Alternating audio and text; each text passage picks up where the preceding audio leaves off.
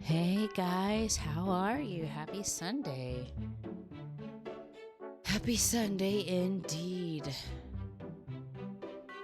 All right. Hey Tomb, hey Tronic. Oh, I love that little emote. That's really cute. Well, sweet. How are you guys doing? How's it hanging? I'm hunkering down since being buried with snowstorms. Same. It hasn't been too terrible like they hyped it up to be today. Or this weekend. So I'm very fortunate that that it hasn't been nuts. So but it's been a very cozy weekend. Had lots of tea. I finally beat a game that I've been meaning to beat for a long time. And yeah, so this game here is called Arcane Investigations. There was a developer who sent me a key to have a look at it. Now, mind you, they sent it to me last year when I was on maternity leave. And you know, due to everything that I was dealing with the pregnancy, it was very difficult to even stream, as you know. So I didn't start really streaming till the end of the year. So I wanted to get back to my plethora of games that I need to pick back up. Yes. So, let's see. Oops, 1 second. Checking something.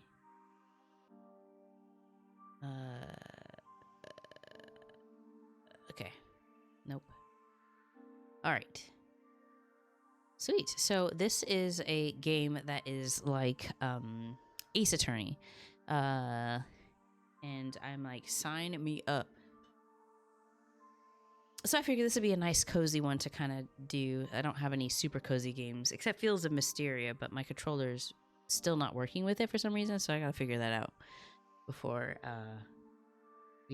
before we go more with it. But yeah, if you guys are ready, I'm ready. Start. Woo! Click or press enter to advance the game. Cobbly? Oh, he's a cutie. It's 2 chimes past midnight on the Quartzway Express. I still can't sleep. I was hoping you wouldn't come to this, but it's time for my secret weapon. To fall asleep, all I have to do is flip my pillow over, keep staring at the ceiling, recall embarrassing things I did. Flip the pillow over, because man, that coldness of the pillow, that'll get you every time. And it's still warm from when I tried this trick 5 minutes ago. Oh, am I kidding? Maybe I should just bail out the window, slink back to my family's flower shop. Aw, no, Bubba. No stress there. No existential doubt that I'm totally unprepared to become an arcane investigator. If I hand in my resignation first thing in the morning, no one will ever even notice I was here. Ah! The heck? You know, maybe I actually am asleep. Oh, am I kidding? I gotta know what that was. But first I should... No time, run out in PJs. Decency be damned. Let's go. Train hallway is dark and quiet. That's odd.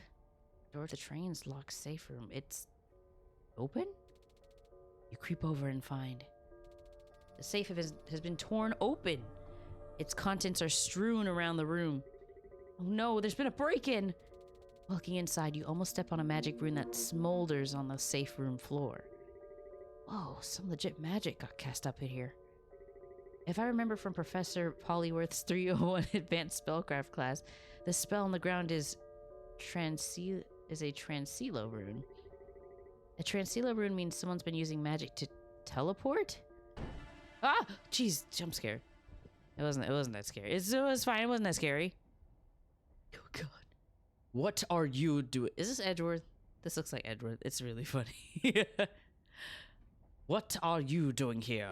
Ah! The speaker restrains a frightened witch. This does not concern you, citizen. But I heard screaming. The Magisterium Bureau of Investigation has this well in hand.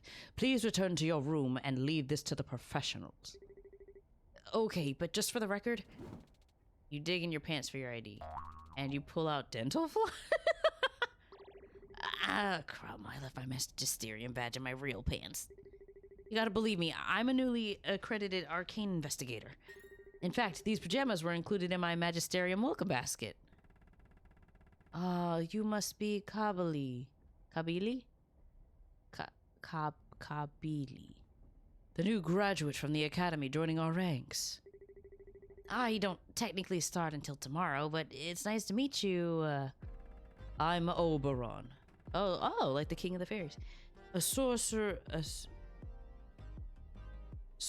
forensic expert, to say nothing of my knowledge in criminal law. Oh, wait. I'm Oberon, a sorceress forensic expert, to say nothing of my knowledge in criminal law, rhetoric, and success rate as a prosecutor. Speaking of, I'm in the middle of transporting the prime suspect in tonight's robbery into custody. She used dangerous magic to destroy train property and make off with a singularly dangerous magic artifact, so I plan to make her stand trial and pay for what she's done. The restrained witch stares to the ground, not protest. Aw, sweet baby. She's like Maggie Bird. A dangerous artifact? Did anything else get stolen from that safe? I asked because someone's dad may have given them a watch to celebrate their new job. The only object stolen from the safe was a powerful artifact, an arcane power gem. Ooh, the priceless stone originally belonged to this recently deceased father of this witch, Ismeta Jukar, and her brother Foley Jukar. Though the finer details of their father's will remain active under Magisterium investigation, the power gem was released to the authorities so that it could be displayed at the father's funeral in the capital. As the gem was entrusted to the provincial guard for safekeeping, Ismeta's act of theft will be considered a crime against the Magisterium itself. Why is my throat so... Ew! That's pretty serious. And you're sure she did it? It's the same old story, where those arcane powers think they can get away with anything. Fear not, justice will be done, and she'll never cast a spell again. Ismeta says nothing, watching the snow-capped mountains roll past. Aw, she's so cute, though. Even though you're sleep-deprived, hungry, and embarrassed about having to hold up your two big pajama bottoms. Oh. Can't help but notice there is something about her look. Tell yourself to stay out of this. I don't think she did it. Excuse me. Ismeta turns to you, surprised.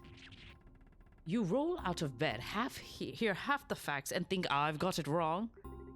I mean, isn't it Magisterium protocol to give the accused counsel? If you're volunteering to defend Ismeta, I won't stand in your way. What? I haven't had a new investigator. Sorry, I'm still waking, still groggy. But I haven't had a new investigator orientation yet. Nobody knows my emergency contacts. I can't think of a better orientation than this. I've already alerted the train conductor and cordoned the safe room and other areas of interest from the rest of the passengers. Review the crime scene, question Ismeta and her brother Foley, the only other suspect. You better hurry. I anticipate notching another guilty verdict by the time we arrive at the capital. Hold the gramophone. We're doing the trial here? Tonight? The rest of our judicial team are already on board and have been alerted to the matter at hand. Empath Willa and Adjudicator Zircon are making preparations as we speak. While you're at it, maybe get a straight answer out of her. Straight answer? Ismeta, enlighten our new investigator as to your whereabouts tonight. I can't say. What? You don't have an alibi? But you're not ugly. Sorry. That's a 90s ref. I admire your courage in defending her. We should all aspire to be so bold. Wait, I just realized we can't do the trial tonight. And why is that? It's that, Erg? A valiant effort. I look forward to seeing the fruits of your investigation.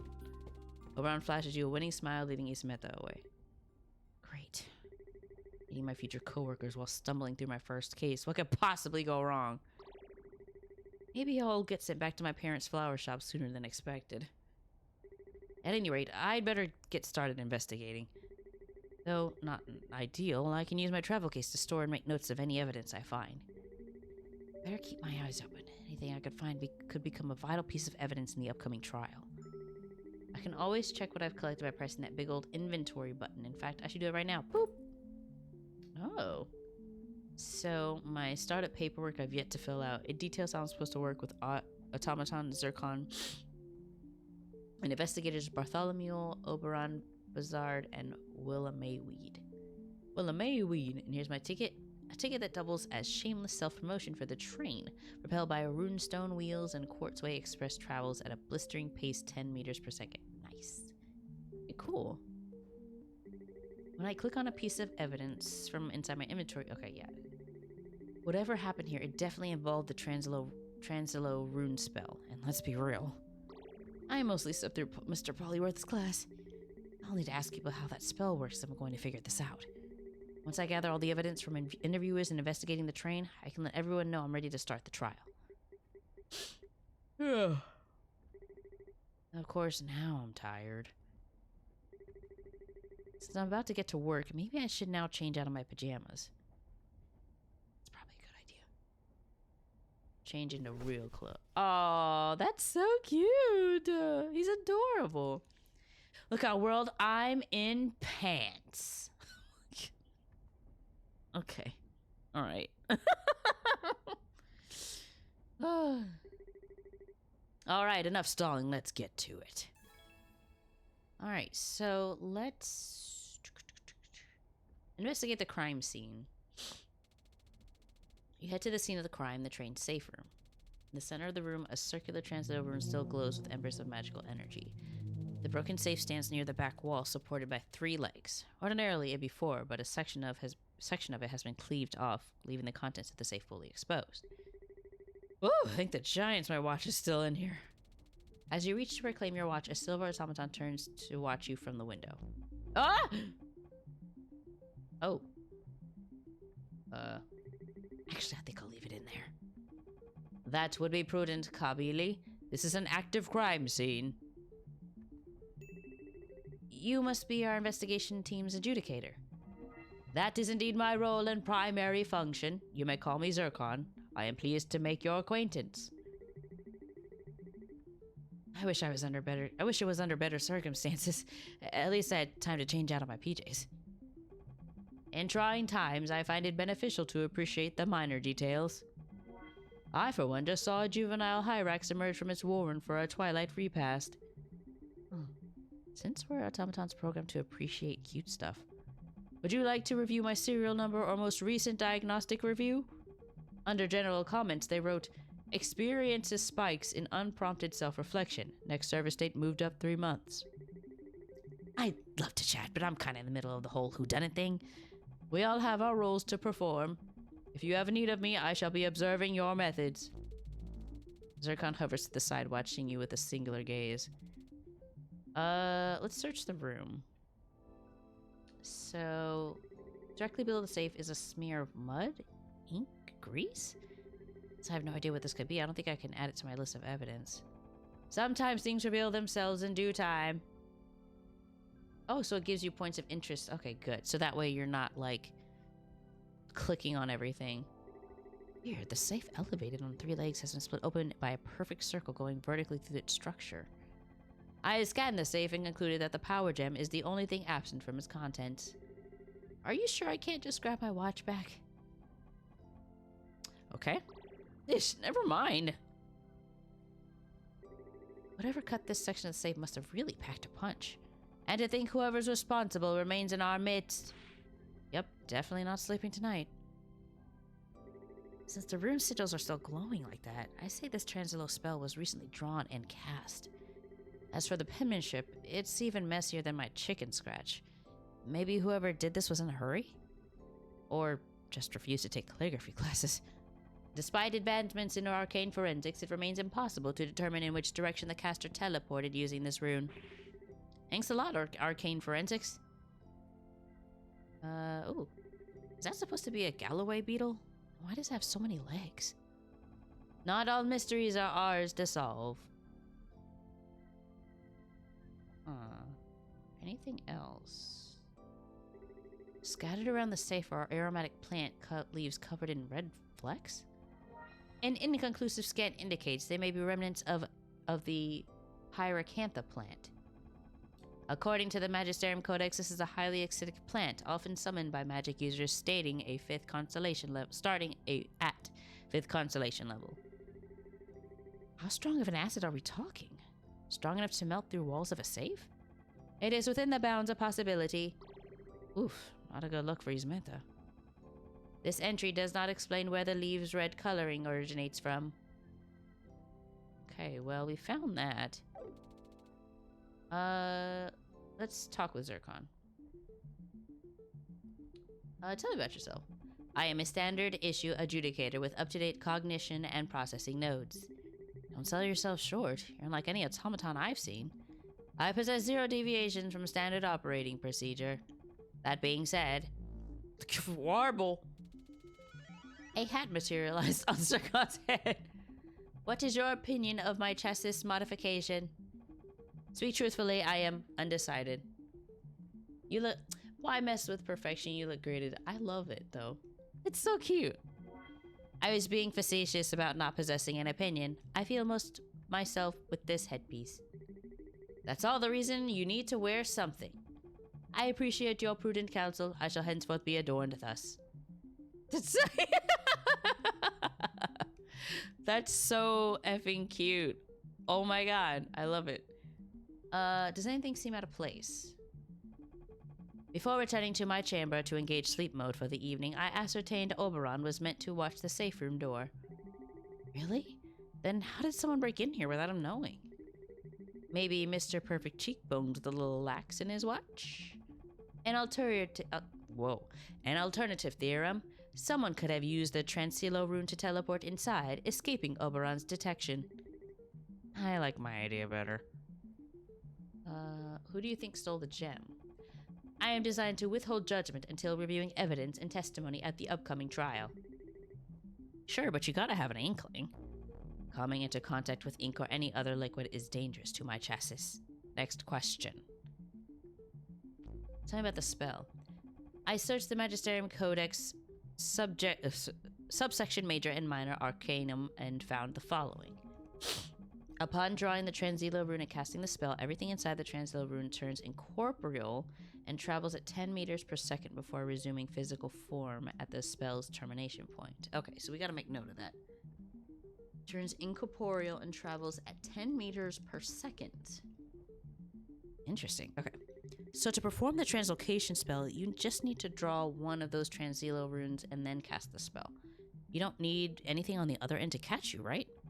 That is correct. All you need to do is draw the rune and cast the spell at sufficient level. Yep, totally knew all that. Thanks for the reminder. So cool, so we got a note about Transilo. The power gem is a relic from the era of the giants that stores large amounts of arcane energy. Though it is unknown what it was originally made for, holding this gem enables amateur magicians to cast spells at higher constellation levels. Additionally, such stones have been known to overcharge objects powered by magic. Sounds pretty handy. I wish I had one of those during my arcane calligraphy finals.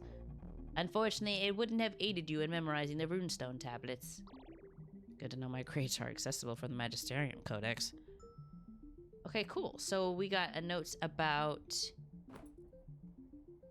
the gem, the rune itself, and then and then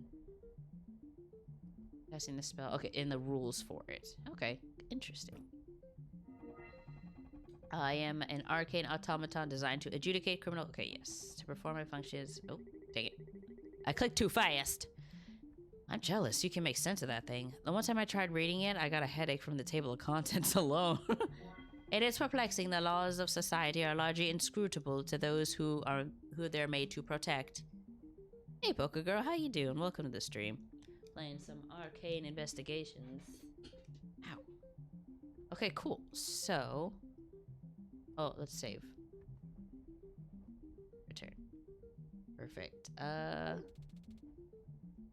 Let's exit to investigate elsewhere.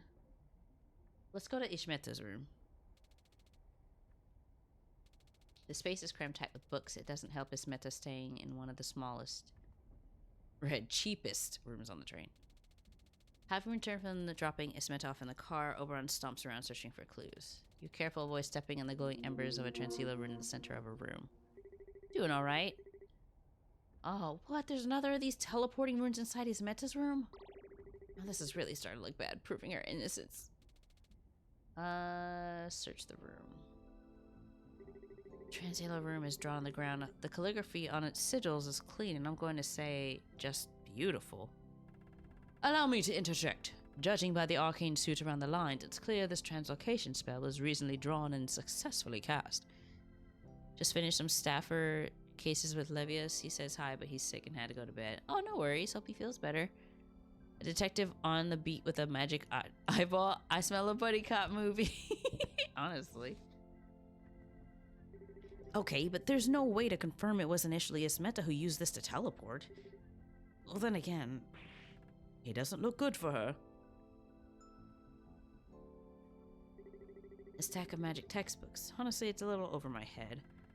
Which volume is too much for you? Nature of spellcraft in our geocentric plane? Herbal properties and night fungi? Simple magic for simple folks? I'm just going to ignore that last one and... Hey, what's this? In one of her books, she's using a letter as a bookmark. If it's from the Oaken Solarium University, welcoming her to the Spellcraft Development Program. Join a team of expert magicians developing the next generation of spellcraft. While working here, you'll have access to the Solarium's vast conduit of arcane power. If she just got offered a fancy gig in academia, why would she bother stealing a power gem? Yeah, that's a very good question. This would be the perfect place to hide the power gem if Ishmeta stole it. Too bad it's empty, Oberon.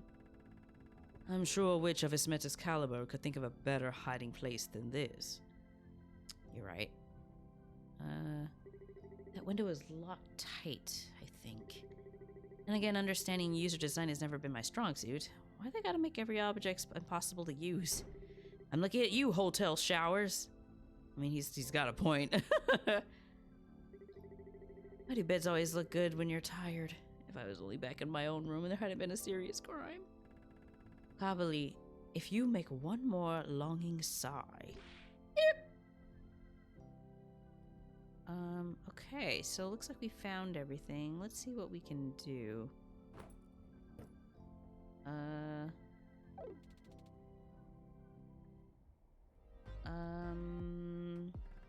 If you must know, I volunteered to stand watch outside the safe room starting at 8 p.m. tonight. At 1:55 a.m., I made a routine inspection inside the safe room itself, whereupon I discovered the broken safe and the missing gem. I immediately began investigating and found Foley in his room sleeping. Meanwhile, his sister Ishmeta wasn't in hers. I suspected the strangely absent Ishmeta, who I knew to be a powerful witch capable of teleporting herself via transila runes. I tried to alert Willa to help me locate Ishmeta, but she was momentarily disposed to freshen up. After minutes of searching on my own, I successfully captured Ishmeta, who I caught attempting to sneak back into her room. I think you'd enjoy Staffer Cases. It's a good mystery game. Ooh, I'll have to check it out. It was then that I ran into another potential suspect. You mean me? Hey, leave me out of this.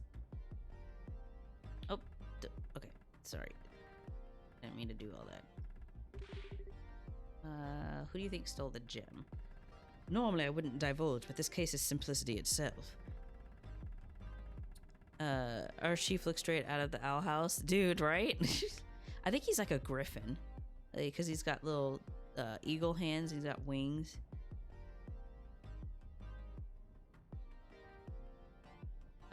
driven by desire to steal the power gem for herself, Ismeta drew this Transilo rune and teleported into the safe room, thus escaping my detection while I stood guard outside.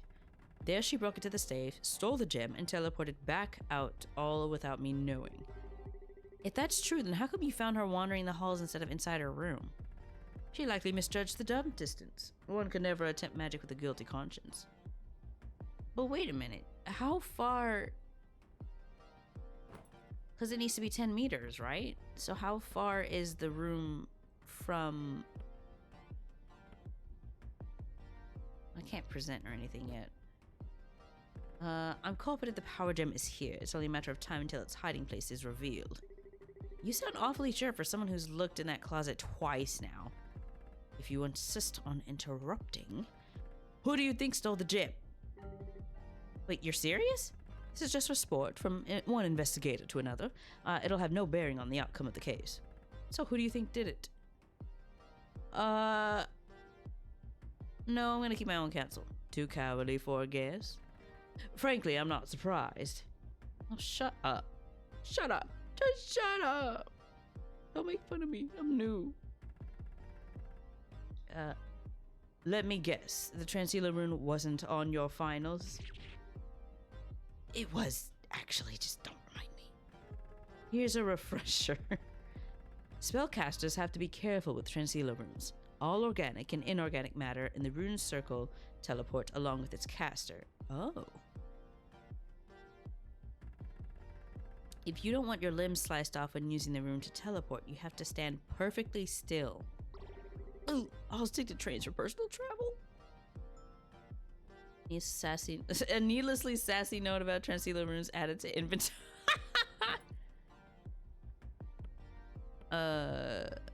Okay, sweet. So, oh, I'm missing one. A note. Okay, interesting.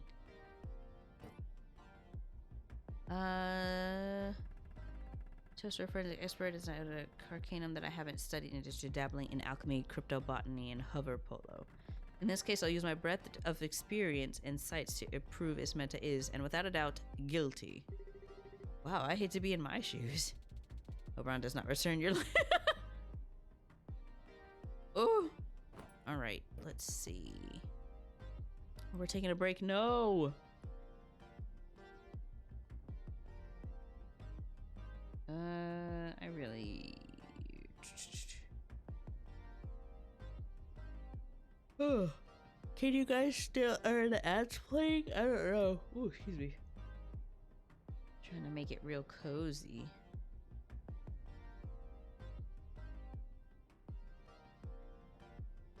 Ooh.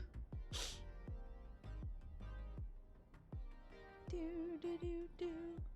Oops.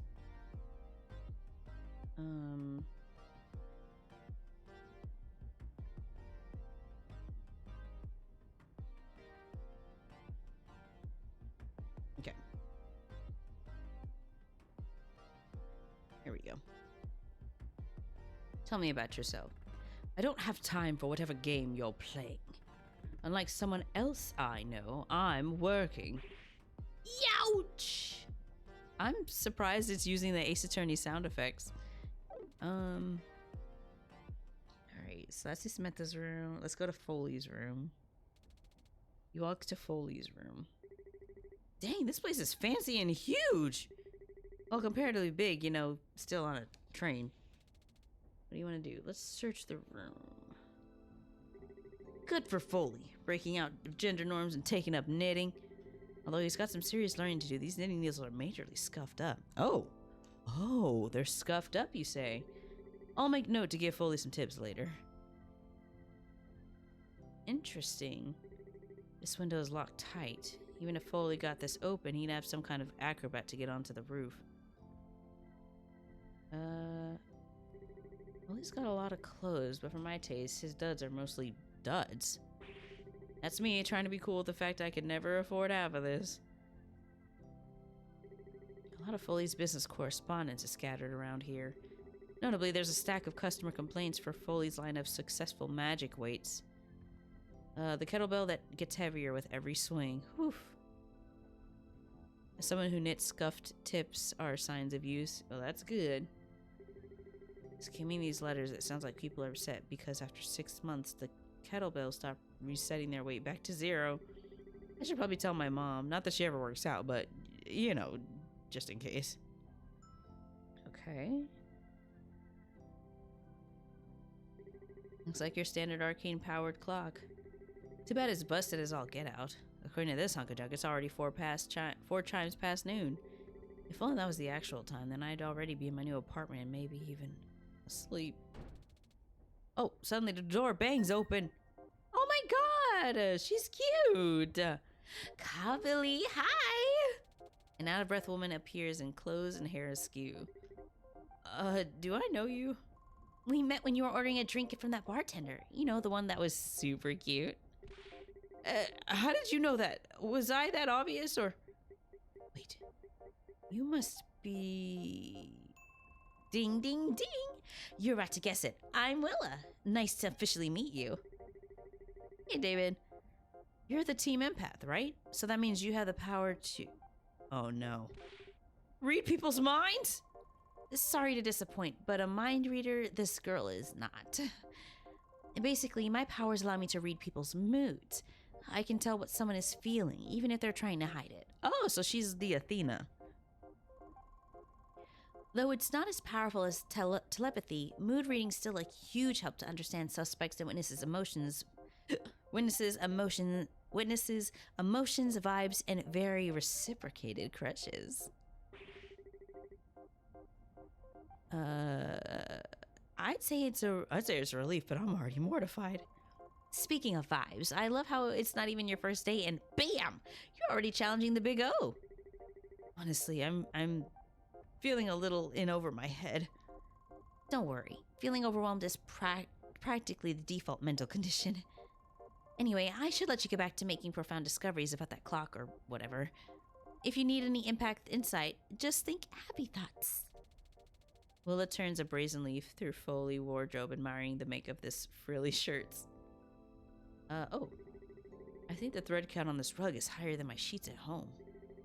I'm sorry you feel sad today, David. I hope your day gets better. I wonder if anyone would notice if I took this home with me. Hey, I just picked up a criminal tinge from your aura. One crime is more than enough. Hey, bro Bam, how you doing? Okay, sweet. Let's talk to Willa. Timeline of events. So I was asleep in my room. You get just the best sleep on a train, right? Talk about salt in the wound. All of a sudden at 2 a.m., bam. Vacate your room post-haste. We have need of your investigative services. Is that supposed to be Oberon? I told him to hold your awesome sauceness. I told him... Why can I read? I told him hold his horseflies. A lady can't just rush out of her room at the drop of a o'shanter. When I was good and ready, I came out and got the lowdown from his lordship Oberon. Then he sent me here to where I meet my awesome new coworker. Thanks for the wholly objective recount. Someone sort of hates you from somewhere. I'm sorry. That's not fun. Who do I think stole it? Honestly, I just woke up and still getting those gross sap crusties out of my eyes. You ever wonder if I saw my username somewhere else? It sounds familiar. That bro Bam. It reminds me of Bert, bro. I love that guy. He's awesome. I will say that before I came in here, Oberon had me do some mood reading on Ismeta, and get this, I picked up exactly 0 guilty vibes. She was mostly scared and a little hungry. Seriously? Then why is Oberon still accusing her? Unfortunately, mood reading isn't fully unimpeachable method of criminal investigation, whatever that means. In any case, it's not surprising Oberon has Ismeta in her sights for this. Whenever there's a crime, his first and only plan, blame the strongest magic user. Tell me about your necklace, it's cute. Just wondering, but what happened to your necklace? Oh, this old thing? It's a mood pendant. It lights up depending on my motions. If it ever turns red, watch out. I bite. It's funny. When I met up with Drinks and Light earlier, it didn't glow blue like that. It's probably all shiny now on account of, the sweet flying dream I had earlier. How come the best things in life are over too soon? Yippee! So I'm the team empath because it turns out reading people's emotions is really helpful when sussing out criminal. They said sussing. That's hilarious. Speaking of, I talked with Foley tonight. Samantha's brother. Something's definitely not on the level with that guy. Anything more specific? I tried digging a little deeper, but Oberon wouldn't let me. He basically pushed me out to search her, even though there's like, hello, I've got 2 left roots when it comes to finding physical evidence. Maybe don't stand on top of the suspect's luggage? This is what I mean! Tell me about yourself. Yes, please tell me. Tell me about yourself. I get a little shy talking about myself. It's like, what is there to say? I was born in... Oh, okay, alright. She's... Oh, that's a lot. She could ride with Athena. Athena throws and Willa bites. I mean, yeah, it works. Oof. Come on. Why is it clicking? Whoops. Why can't I... There we go. It wasn't clicking for some reason.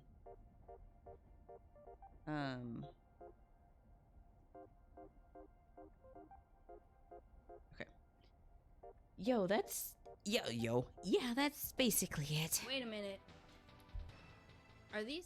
Sorry, that was by accident. I don't know why. Sorry about that. Ugh. What just happened? Yeah, I know. What had just happened, Cobbly? Alright, cool. So what did we just get to? Complaints on F's weights. So Foley's business that sells magically weighted kettlebells. It sounds like after 6 months, the kettlebells begin malfunctioning, not resetting their weight back to 0. You'll figure out my username on another platform. Okay, cool. Let's see. So we got that. We got the knitting needles. How they're... Oh, the scarf. There's a broken, scratched tip. And then the necklace. Interesting. Okay.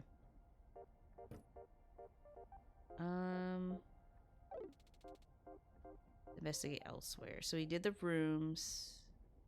Now I got a question. Ismeta. You walk to the train's dining car. Ordinarily, there'll be a few other night owl passengers, but the case has scared everyone away. Oh, I just said that. Ismeta stares out of a window, nervously tapping her shoes. Across the room, a man just like her, eats an omelet. This must be her brother, Foley. A weary sentry reads the paper, keeping an eye on the 2 suspects.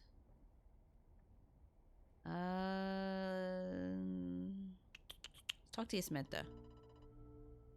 It's Kabali, right? Thanks for helping me like this. Don't worry, I'm very confident in my professional abilities.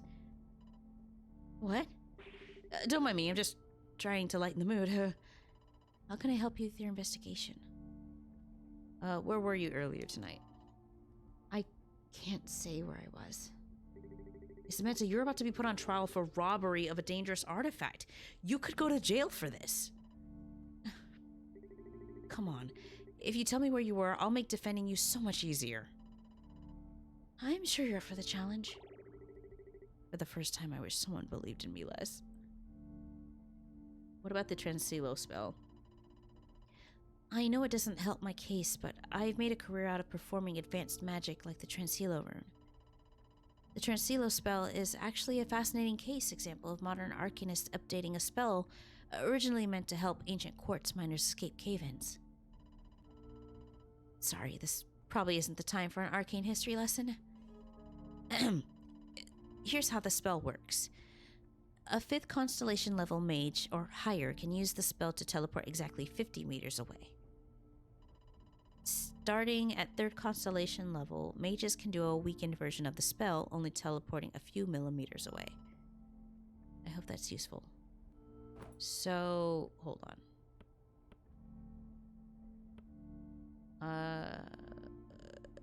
Oh, here it is. A 5th constellation level mage. Hey, Glamour Moss, how you doing? Everything inside the rune travels at 10 meters per second. Okay. Excuse me, my throat. I can't find my water anywhere. What is a power gem anyway? The power gem is a family heirloom and powerful artifact from the time of the giants. Ever since my great-great-great-great-grandma found it, every generation's taken a crack at figuring out what it's really made for. I hope you're able to recover it. I'd hate for all that family history to just vanish. Who do you think stole it? I honestly have no idea. I'd hate to imagine Foley did it, but I don't see how or why he'd do this. He's only interested in magic when there's a way to market and sell it. Whenever someone does anything but sneeze, I always say bless you. That's good. Maybe there's something else we don't know about it. There's an investigation into your father's will? The Magisterium's still reviewing my dad's will since he owned a lot of valuable books and potentially dangerous relics. The lion's share of his belongings were supposed to be split between Foley and I, but then it all got held up at the Magisterium's audit. It's frustrating because I plan to translate some of my dad's first edition magic books and make the text available to any spellheads for free. I even picked out an outfit to wear for my author photo. In any case, they released the power gem to the authorities so they could show the gems at my dad's funeral. For all the good that it did. Tell me about your brother. I am being warm and safe. Thank you, Glamour Moss. What's to tell? My big brother and I used to be close, but then time does what time does. Suddenly, a year passes and you realize you haven't spoken since the equinox. Anyway, we're very different people. My idea of a good time is figuring out how to cast the new esoteric bit of magic. Meanwhile, my brother spends all his time writing taglines for his businesses, speaking at conventions, getting his products sponsored in theatrical shows. Getting front row tickets to said theatrical shows? Honestly, I'm proud of him and only a little jealous. Well, it's easy for me, Moss, because I'm in California, but an evening cold snap did give my neuropathy some trouble last week. Dude. Oh!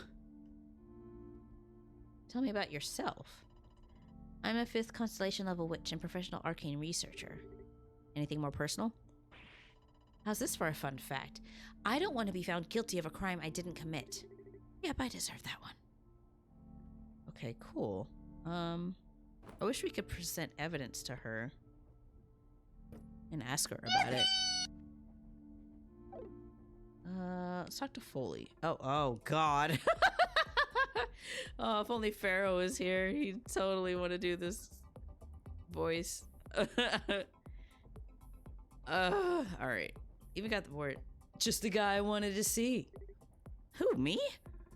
What would you say if I offered you a delectable new beverage that also restores your mana?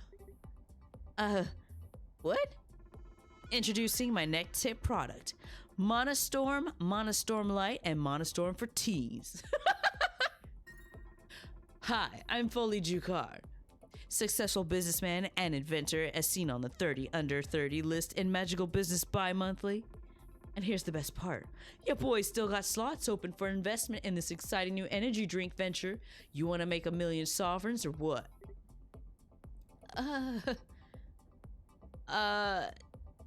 Sorry, trying to figure out the whole who stole your father's power gem. This trifling matter will be passed us sooner rather than later. What's the harm in liking some business? Don't you want to get that power gem recovered? Fair enough. Well, let's circle back to how we can synergize our investment strategies. Okay. Where were you earlier tonight? I was in my room manifesting future business opportunities when Oberon knocked on my door to tell me about the robbery. I was still in my silk PJs. He even searched the room for the gem and only found one thing of note. My handsome set of barkish bark skin luggage. Only for the best, this guy. What about the spell? You know, effectively casting that spell is beyond a humble third constellation level novice like myself. I'd like to think my real magic power is my business acumen. Who do you think stole the gem? It kills me saying this, but it's not looking great for my little sis. I tried to steal a room in her room, the safe broken by powerful magic. I only hope you and your team find my pop's magic rock. Don't get me started, this whole thing was a nightmare. In the middle of this deeply personal moment of loss for my family and I, the Magisterium jumps in, interrupting everything.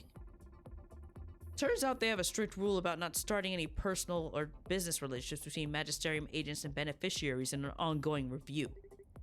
Wait, what? I was just testing the waters to see if anyone was interested in one of my solid planetarium ideas when the Magisterium got all huffy. Didn't you just ask me if I wanted to invest in something? I tried making my case with the pencil pushers in Ismeta, and I can't have any untoward social or business contact with Magisterium people until they're done reviewing Pop's will. They're still reviewing the case even now, so my idea for naturally flavored jelly cubes will have to go unfunded. What the hell? Talk about a personal tragedy. Tell me about your sister. Ismeta? Yeah, she's alright. It's funny because I'm supposed to be the big brother, but she gets all the respect in the family because of her fancy schmancy arcane research. But it's whatever. I've always loved an underdog, especially when they get to wear custom designer suits. Hey, chat. Hey, Chandler.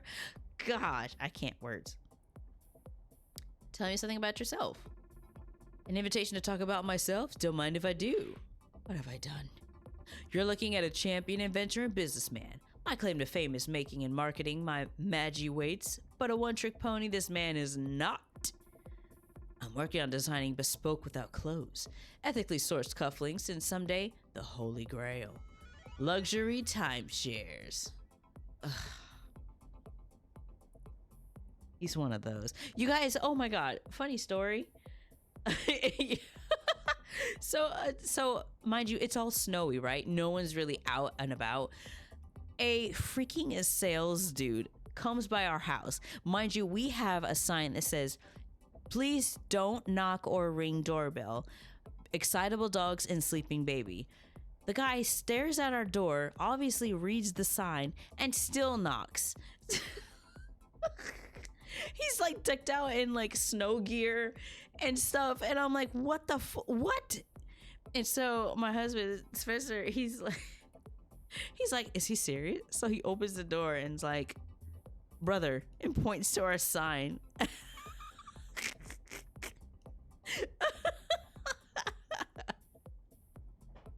Like, what? The guy's like, I'm just trying to do my job, and he's like, not my problem, and closes the door. Like, dude, your job has you working out like this?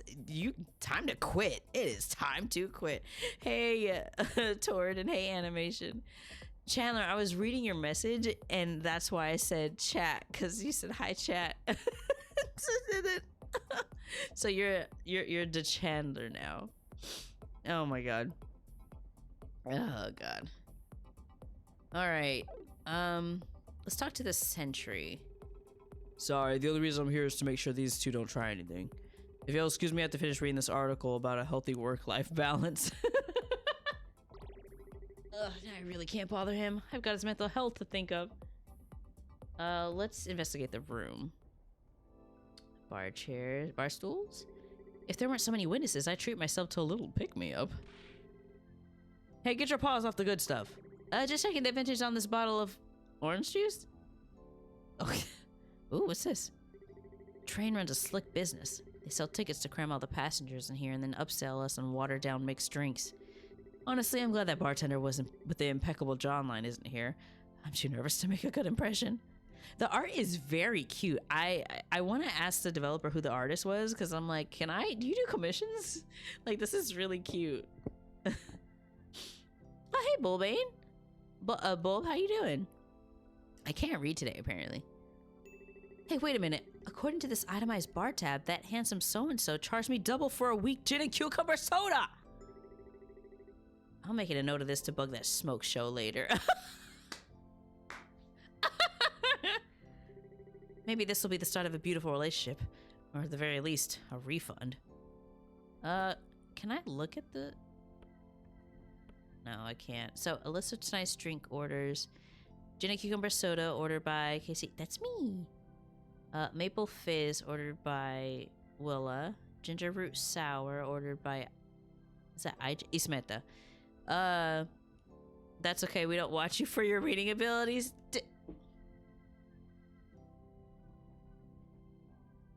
Chandler, why you gotta do me like that, man? Come on, bro. Really? Why you gotta do me like that? Man.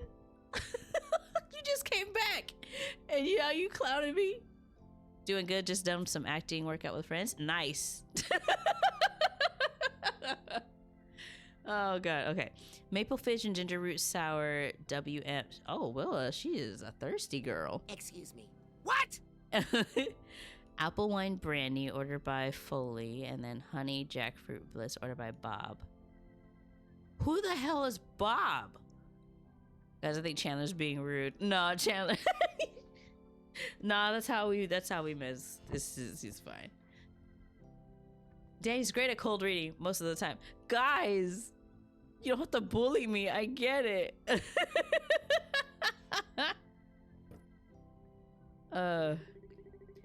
We're going past the cranberry marshes on a moonlit night. Cranberry marshes?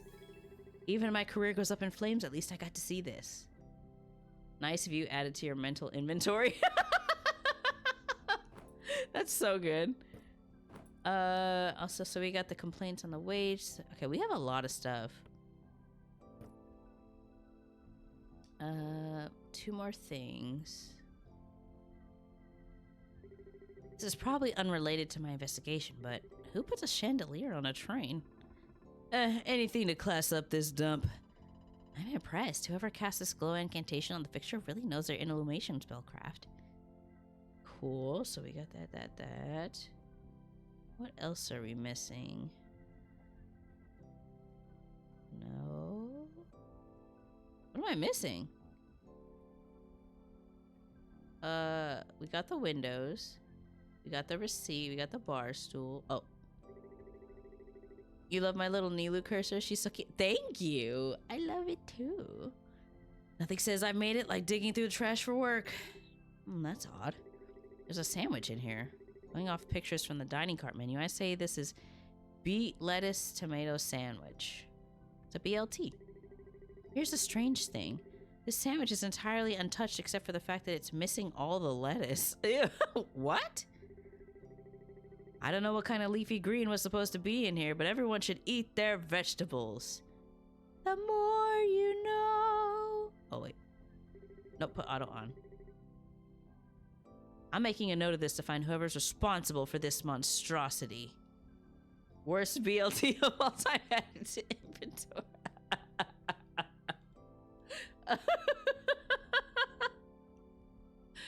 Oh, man. Oh, that's really funny. I love the writing so far. It's really cute. Okay, so I think we got almost everything. Okay, something tells me that's all the evidence I'm going to find. Only one thing left to do is to let everyone know I'm ready for trial. Remember, it's okay that I don't have everything figured out about tonight's robbery. New evidence might be revealed at trial. All right, let's proceed to the trial. You make your way to the train's dining car, which has been hastily rearranged for the trial. In the defendant's box, Ismeta fidgets. Foley sits on the side, stifling a yawn. Zircon floats over, scanning your inventory of evidence to enter into the official court record. Still looking good with that hat, Zircon.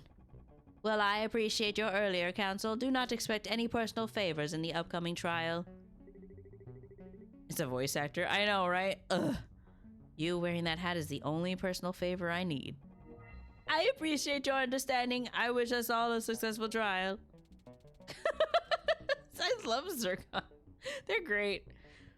Zircon hovers to the adjudicator bench, performing final diagnostic checks. So what's really happening? Don't worry, since it's your first time in court, I'll be your co-counsel. Plus, I'd give anything to wipe that smirk off Oberon's face. Willow leads you to a makeshift desk opposite Oberon, who's busy coiffing his hair. How are you feeling? And give it to me straight. I can read your mood like a picture book. If I jumped out the window, what are my odds of survival? None of that! You're going to do great and not embarrass yourself. Anyway, it'll take a genius to figure out how to get those windows open. Zircon hovers up to the adjudicator bench. Excuse me, Zircon, what are you wearing? My physical appearance has no bearing on the proceedings. Love the new look, see? Now, if everyone is finished interrupting, this case is number 451,231 17A. Presiding adjudicator is myself, Automaton Zircon, model number 312173C23. Ismeta, you are on trial for destruction of train property and stealing your father's power gem. I didn't do it. You gotta believe me. I know my inflection's all over the place, but I'm telling the truth. If you are innocent, you have nothing to fear. Investigator Oberon, are you ready to serve as prosecutor? To think, in less than 1 hour, I'll have notched another guilty verdict. Investigator Kabali, are you ready to speak to Ismeta's defense? Don't mind how much Kabali's sweating, Zerk. I'm the empath, and I say Kabali is great. Oberon, would you begin the trial by presenting your findings? Look alive, Kabali. Once he's done yakking, it'll be your turn. It'll be on you to cross-examine him. Can't wait. Yeah! Ismeta and her brother were named co-inheritors of their father's power gem. Importantly, Ismeta is an arcane researcher who needs large stones of magical energy to power her studies into the development of new spellcraft. Shut up, bro. Please. No bullying Danny in the chat, please. I want to see you guys cold read everything. At least I get paid to do it.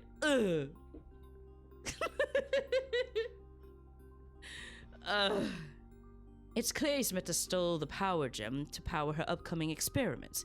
Without full control of this gem, Ismeta has no other way to access sufficient magical power to continue her research. A succinct argument. Well, must be top 10 lies.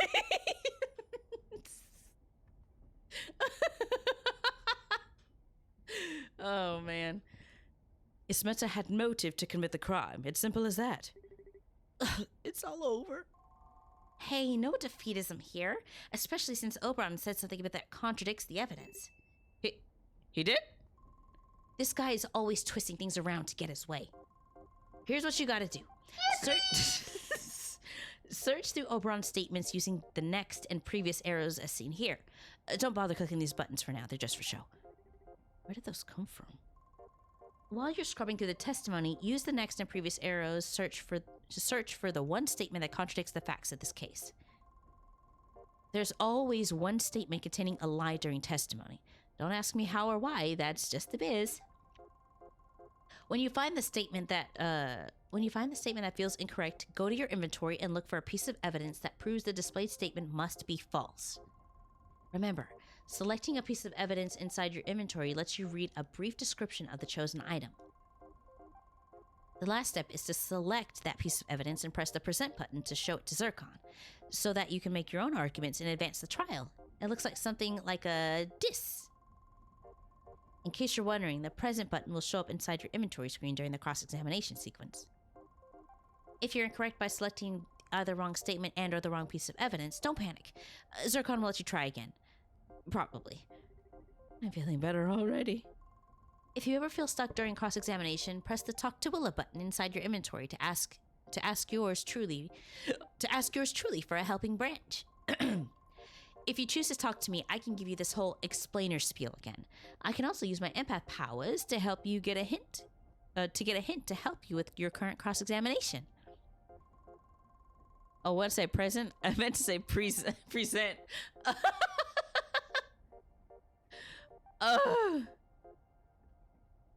If you're feeling really stuck, I can even tap into some next level power to have you advance the trial without having to solve the current cross exam. Oh man, no. Be warned, that's basically asking the powers beyond the pale to do your job for you. How powerful are you exactly? All right, enough yakking. Let's get to the cross examinations already. Ah! See, Chandler, y'all got me all discombobulated. Remember, find the one statement containing a lie, then present the piece of evidence that proves it. You'll do real great. This is chapter 1 in your rise to legal greatness. Ugh. I'm sorry, it's entirely my fault. It is! Alright. And co-inheritors of their father's power gem. Here we go. Wait. Oh, I don't want to skip. I didn't want to do that. Hold on. Importantly, Ismeta is an arcane investigator who needs large sums of magical energy to... Does she, though?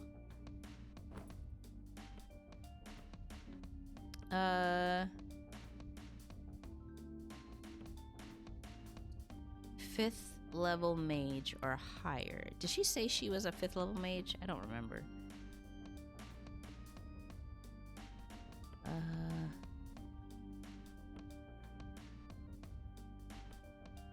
Also, a trade ticket. It's probably one of these. Oh, no. Close this back. It's clear Ismeta stole the gem to power her upcoming experiments. Without full control of this gem, Ismeta has no other way to access sufficient... Oh!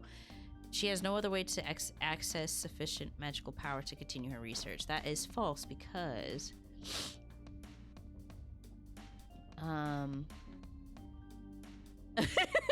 Bro! Chill! Oh, a letter will be sent to students.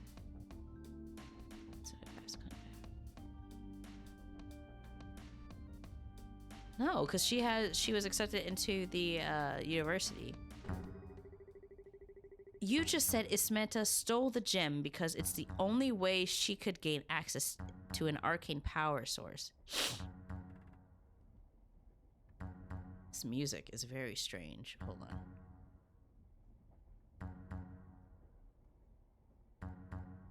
Okay, we're gonna turn that down just a little bit. Okay.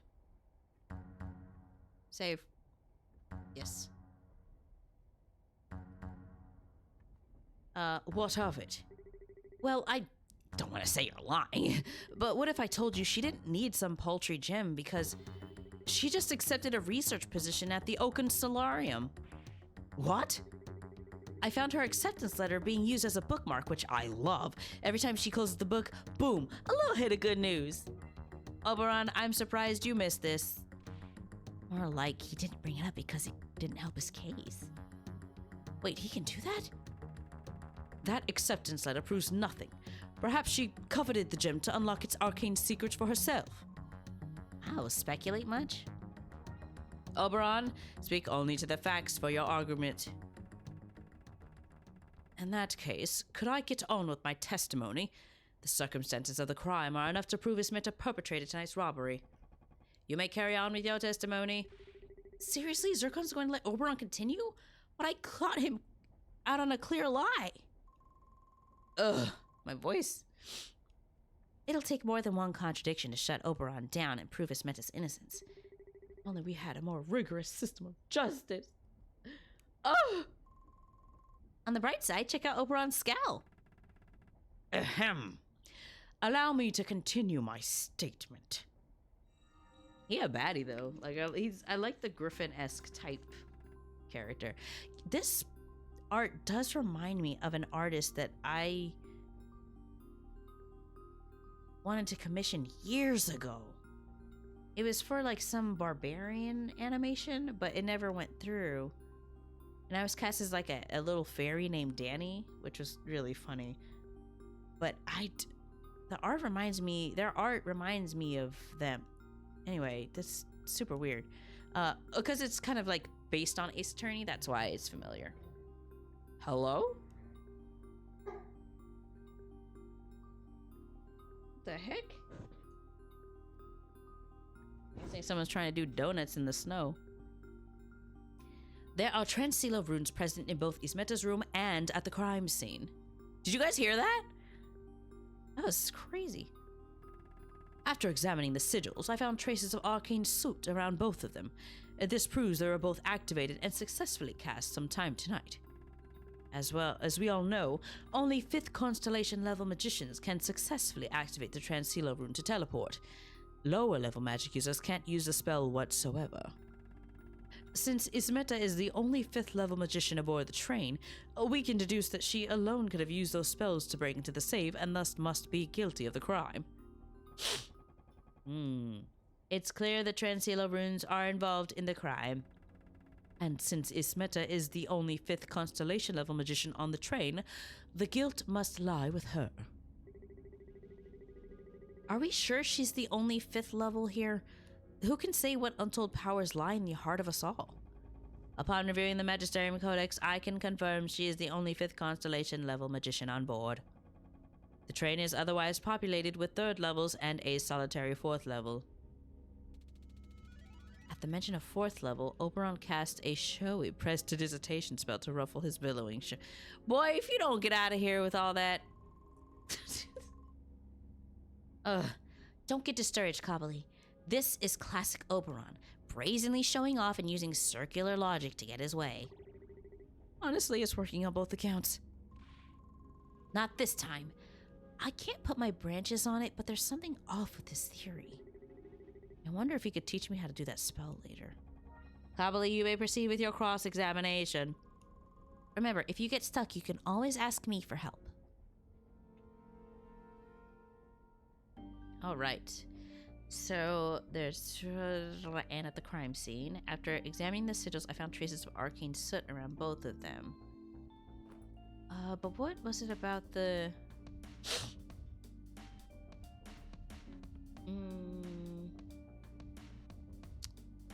Let's see. Teleport to 50 meters away, starting at 3rd constellation level. Mages can do a weakened save spell. All organic and inorganic matter in the rune can teleport along with the caster. Everything in the rune turns incorporeal and travels at a speed of...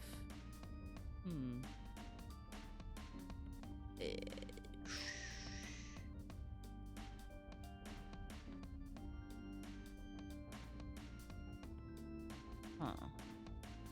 Okay.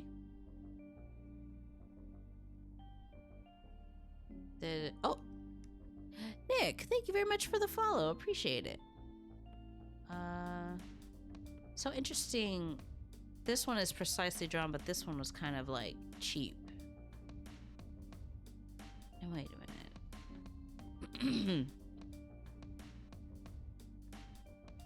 Mages can do a weakened vert starting at 3rd constellation. Use extreme caution positioning and transition around a manner in the circle. Does it say something about the handwriting? Upon tracing everything inside the runes.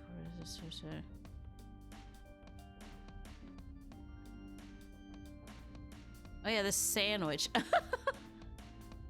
Eats only the lettuce. To be fair, I would do that. I would eat only the lettuce. I mean, I love cabbage, so...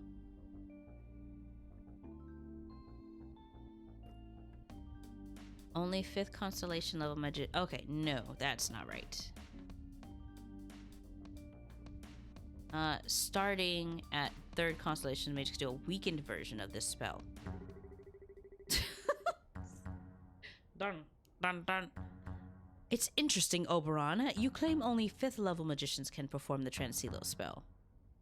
Not the magician classism. Aren't you addicted to Cookie Run Kingdom? Yes. Sorcery of that magnitude can only be performed by the arcane elite. That's not what I found out, because according to the spell's official description, even a 3rd level magic user can successfully activate the Transsealer rune for a minor version of the spell. While Ismeta might be the only 5th level magician aboard, the train's rife with 3rd levels. The activated runes aren't enough to prove that Ismeta had anything to do with the robbery.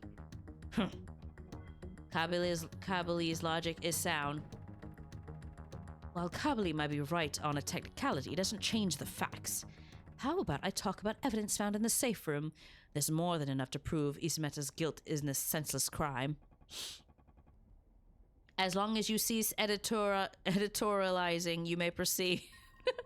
Keep it up, Cobbly. It doesn't take an empath to tell that you're chipping away at Oberon's resolve. Resolve?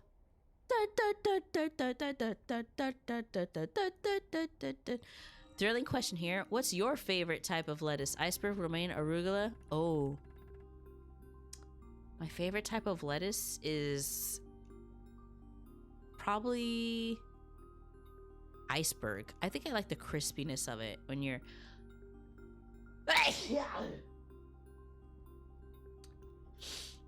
Excuse me.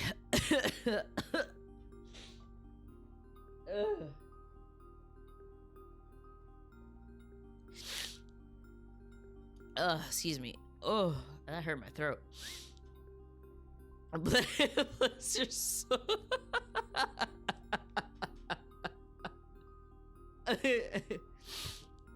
Sorry. As we've established earlier, a transilo room was found in she used to translocate into the safe room undetected. Once inside the safe room, she summoned an acidic pyracantha plant to melt the safe door open. There is no other plausible source for these leaves. Bless you, please don't sneeze again. I can't help it. If I have to sneeze, I have to sneeze.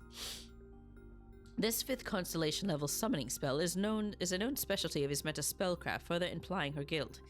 With the safe open, it'd be easier for her to reach inside and steal the gem. She then made her escape with a quickly sketched transilo rune before I caught her in the hallway. So you believe the safe was broken by a magically summoned pyracantha plant? The evidence speaks for itself, and as we've established, Ismeta is the only 5th constellation level caster on board the train. The truth is taking shape in my crystalline line processing unit. Quick, Cobbly, get to cross-examining him already. Find that contradiction. I love how we all just saw bless you as soon as I meant say oh. So let's see. A transilo room was found in Ismeta's room, which I believe. Okay, yes. So she summoned an acidic pyracantha plant. Why is there nothing clicking? There we go. Oh, okay. A pyracantha plant.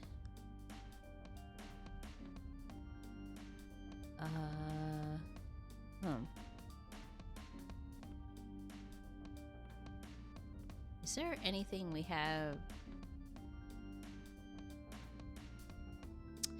There is no other plausible source. I feel like it's this. Let's see. That's me. Maple fizz, ginger root sour, maple fizz 2, and ginger root sour. I bet chat would say bless you right before the sneeze like the terrible girls we are. Apple wine brandy. But what's in this stuff? Oh, wait a minute. Are you guys gonna start sneezing in the chat? Saying achoo. Maple fizz. Ginger root sour. Honey jackfruit. No.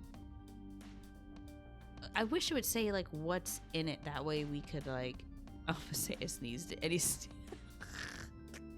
You guys. There's no other plausible source for these leaves. There is though.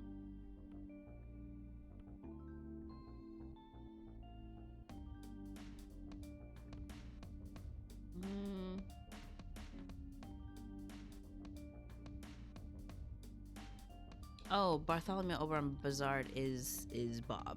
Okay.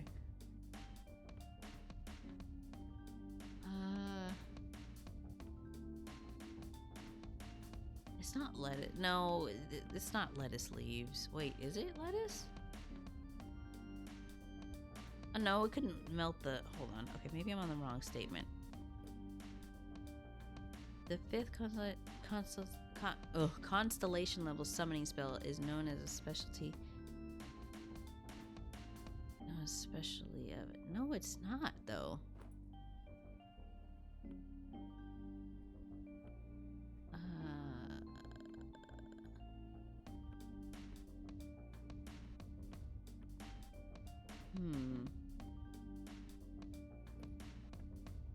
With the safe open, it would be easier for her to reach aside, steal the gem, then she'd make her escape with a creepily sketched transceal room before I caught. But that. So if you look at this evidence, it clearly shows your inexperience. Oh, whoops. You misplaced zeal for the truth. That you're trying your best? How about I try this again? Okay, well, I thought. Quickly sketched transcealo room. Hold on, Willa. No.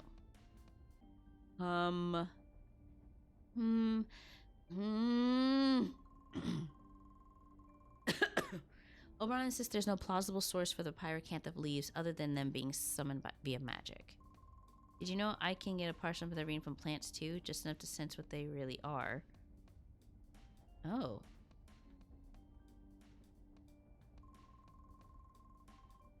I'm sensing these leaves have a far more commonplace origin than Oberon makes it out to be. Okay. Every noise I make, you guys are gonna say bless you. Thank you. I'll take the blessings. And bless you too, y'all.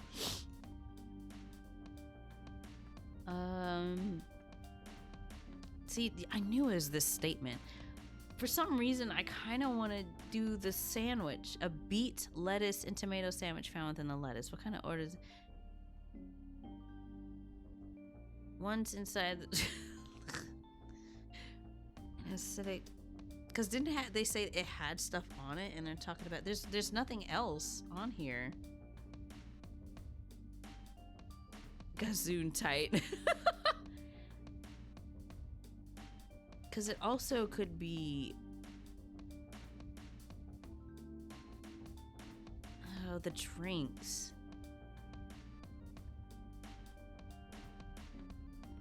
Ugh. I'm so glad Pharaoh's not here because he would probably be like, Danny, it's so easy. I'm like, you're easy. No. Oh, whoa. Did I scroll? Why did I scroll? Oh no! Okay, wait a minute. Hold on.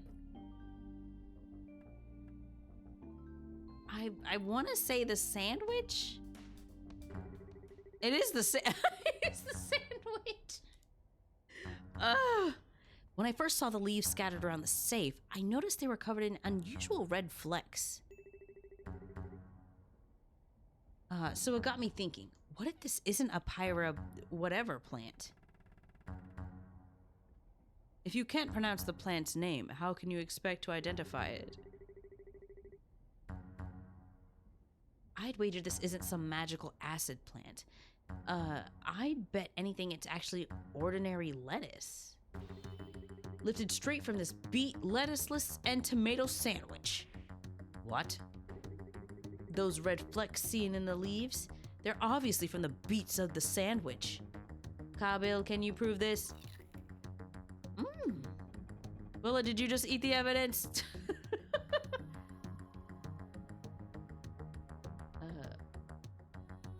In my defense, it has killer aioli. It's tangy, sharp, and completely unlike Oberon's theory.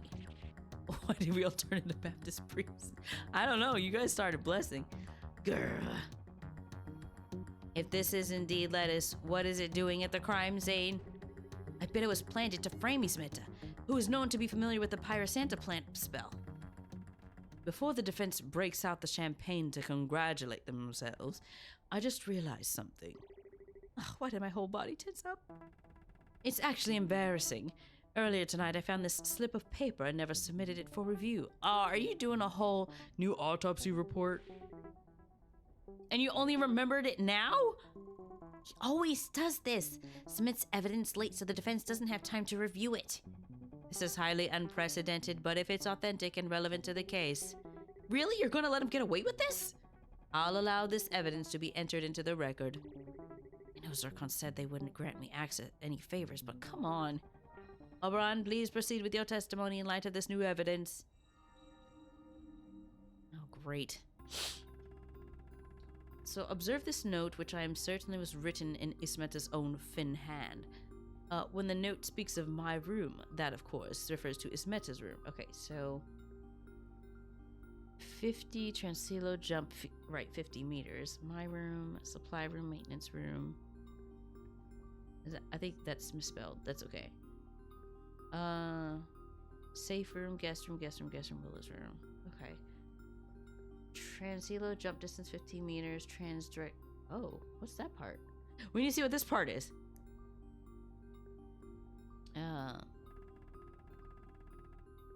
Evidence. Sure, it's evidence. Oh,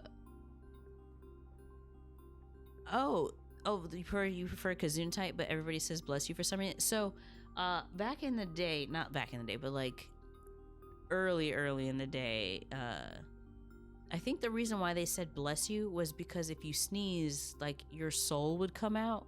And so in order for you to save your soul or your spirit from leaving your body, they would say bless you or God bless you to put your spirit back in your body. That's from what I've learned years ago. Or it could be something else. I just don't know. If you'll forgive the dramatics, I can prove exactly where Ismeta teleported earlier tonight. From Ismeta's note, it's clear she exhaustively analyzed how to translocate from her room directly to the safe room using a full 50-meter jump. There's nowhere else she could have landed. Because she's alive and well, it's obvious the spell was successful and carried her to her destination without any breaches in space-time. After gaining access to the room, a magician of Ismeta's powers could employ any number of destructive spells to open the safe. Afterwards, she made her escape using a Transilo rune, thus leaving the same way that she came in. Excuse me. Simply put, this note proves Ismeta did the math to ensure a full 50-meter translocation jump would land her precisely inside the safe room. If you'd like to review Ismeta's note, you may go into your inventory. Okay. How can everything make up randomly disappear like that? Also, I have a question about the so-called evidence. What if Ismeta traveled less than 50 meters? How do we know her jump distance was for certain? After a thorough examination of the scorch marks around the room, I can definitively say this rune was used to translocate exactly 50 meters. Really? And you're only telling us now? It wasn't pertinent until this moment. The forensic evidence is conclusive. The Transilo rune inside Ismeta's room was used for a full 50-meter jump.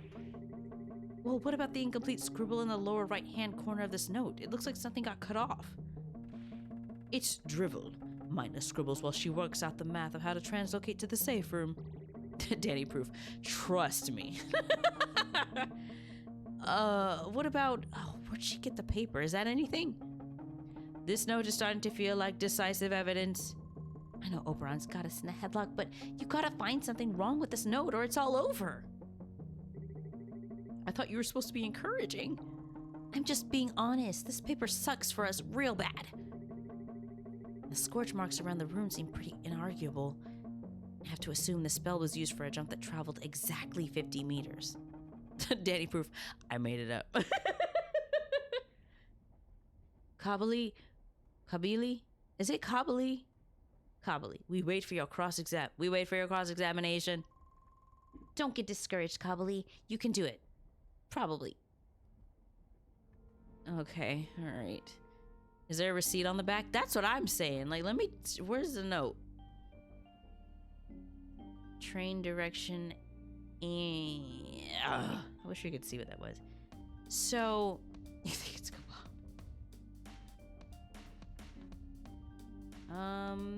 hold on, let's look at...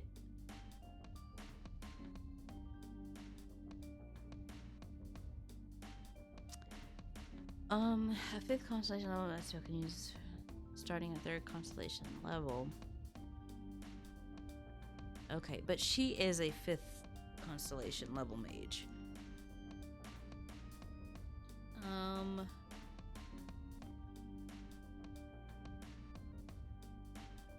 Oh, wait. Upon casting the translocation spell, everything inside the rune turns incorporeal and travels at a speed of 10 meters per second before resuming physical form. Hold on. So, but how long did it take her to travel? Hey, Popar, how you doing?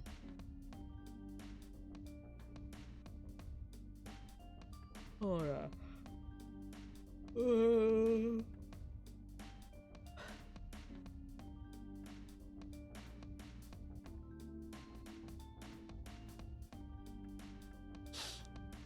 It's obvious the spell was successful and carried her to her destination without any breaches in space-time. Okay, time. But here, it's 10 meters per second. But we don't know how long, though, right? Hold on, I'm gonna save. Save right here. Just in case. I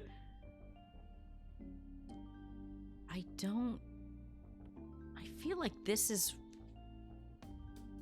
Why am I being assaulted with an ad break warning? Did it pop up? Shouldn't have popped up yet.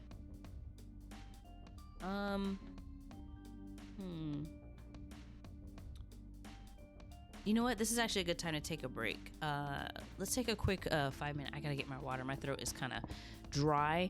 So give me about 5 minutes and I'll see you guys in a little bit. Wait a minute. Are these things electrical? I'm gonna test it. Damn it! Hello? Out or maintaining your health, feel free to come by my gym. We welcome all visitors. Hello, sir? That Whether thing? you need help Oh, okay. working out or maintaining your health, feel free to come by my gym. We welcome all Ooh. visitors. Whether you need help What's happening? maintaining your health, feel free to come by my gym. We welcome See, that you spoke way too soon.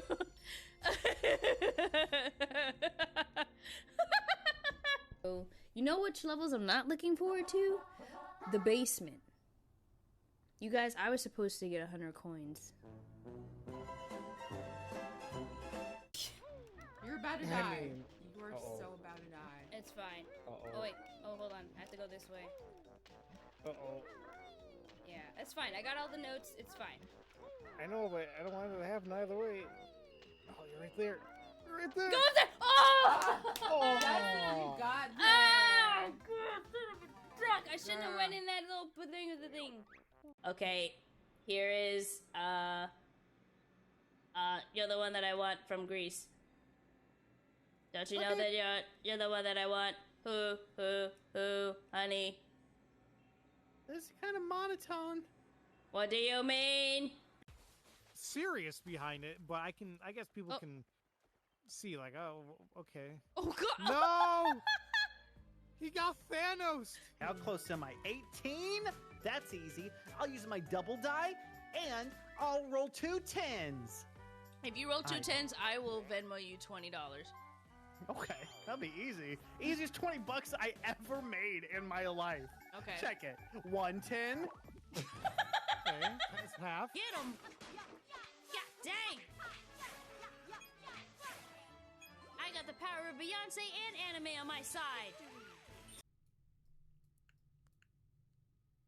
How am I missing? Did you pull the string back? Don't you dare say anything.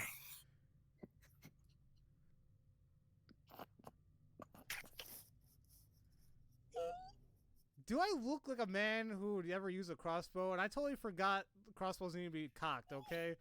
Okay. I forgot. I'm sorry. This calls for something special. I don't know the voice to give. Now okay. you will see the true might of my spirit form. Oh my god. Oh! Mm. He just killed those I like people. to eat people. Ow! As soon as he got back up on screen, this one toad like ran to the front row. He's like, ah, sweet. I'll be right back, guys. You're still in this. No. If you roll another 5. I'll Venmo you $5. Okay, that's fair. Easiest $5 ever made. Damn it! You didn't make up your mind. You're like smack dab in the middle. Like, what's going on, man? Get some good rest. You know, use the bathroom and flush your anxiety dookie away. What? Huh? Hold on, what did you just say? That's what I'm saying. This is the first. Huh?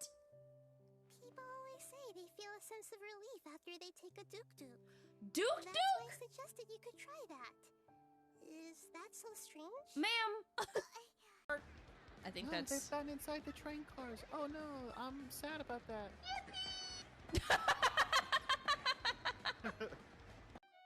Stars. It's a heart. Now I can draw. I love scribbling. A little toad. Well, that's cute.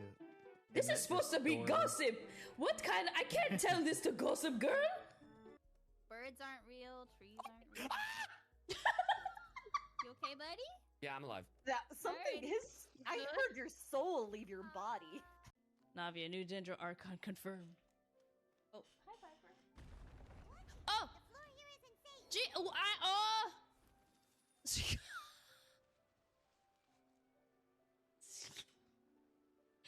I turned around because my dog walked in. To like, help you. If once you get rid of one sense, your sense of hearing from me talking all the time. Oh, great. Oh no! Don't you dare put me. You just. I'm What? sorry. That one was caught random. I just wanted to make sure the coins were What? fun. I mean, it's cool. It's not like I wanted another star anyway. I probably wouldn't be able to roll to it. Look how far away from me it is. Whose bird is this? It's you two. Hello? Oh, a friend of yours?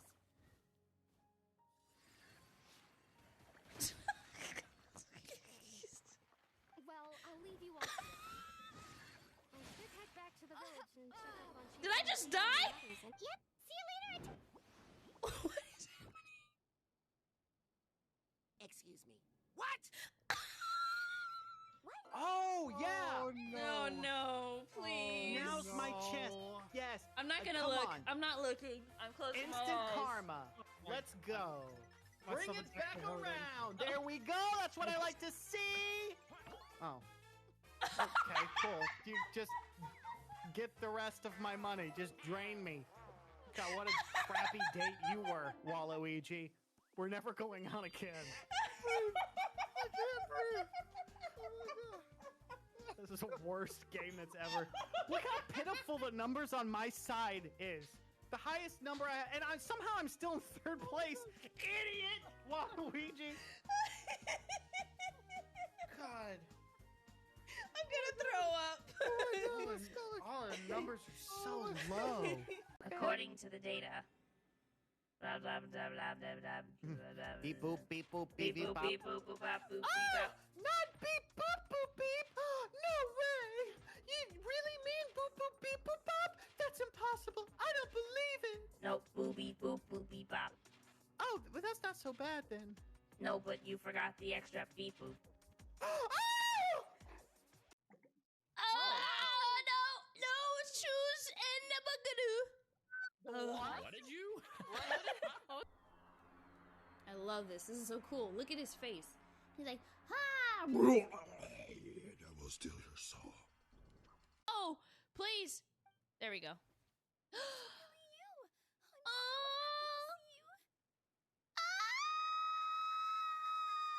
Oh no. Oh, my baby girl. Oh, look at how cute. So, Duck on it. is that her nose or her mouth? Both. Both. It's like a cloaca but for the face. Wait. Oh man, I have a terrible, terrible image in my mouth. My freaking head. Wait, in your mouth? I'm sorry? I can't speak anymore. Good job, Bumbit. Oh, stop! What are you doing? Don't blow, no! heck almost is wrong blew with my you? playing cards. We can't This is play a limited Quidditch. edition Star Spirit Eldstar card. God. I won my last bridge match with it. What is even happening? I don't know. Follow the mysterious titties. Sorry, TD. Oh, Sorry, TD. Well, TD. He's supposed to- Oh, Grotus! I'm good. I'm dying. Oh God.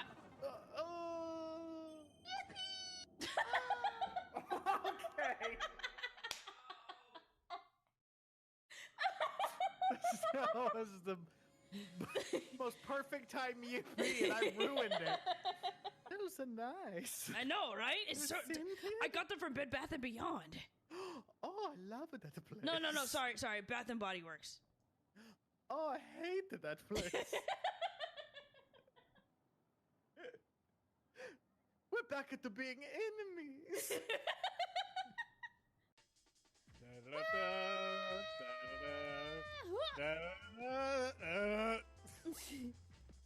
Ow! Ooh! Ah!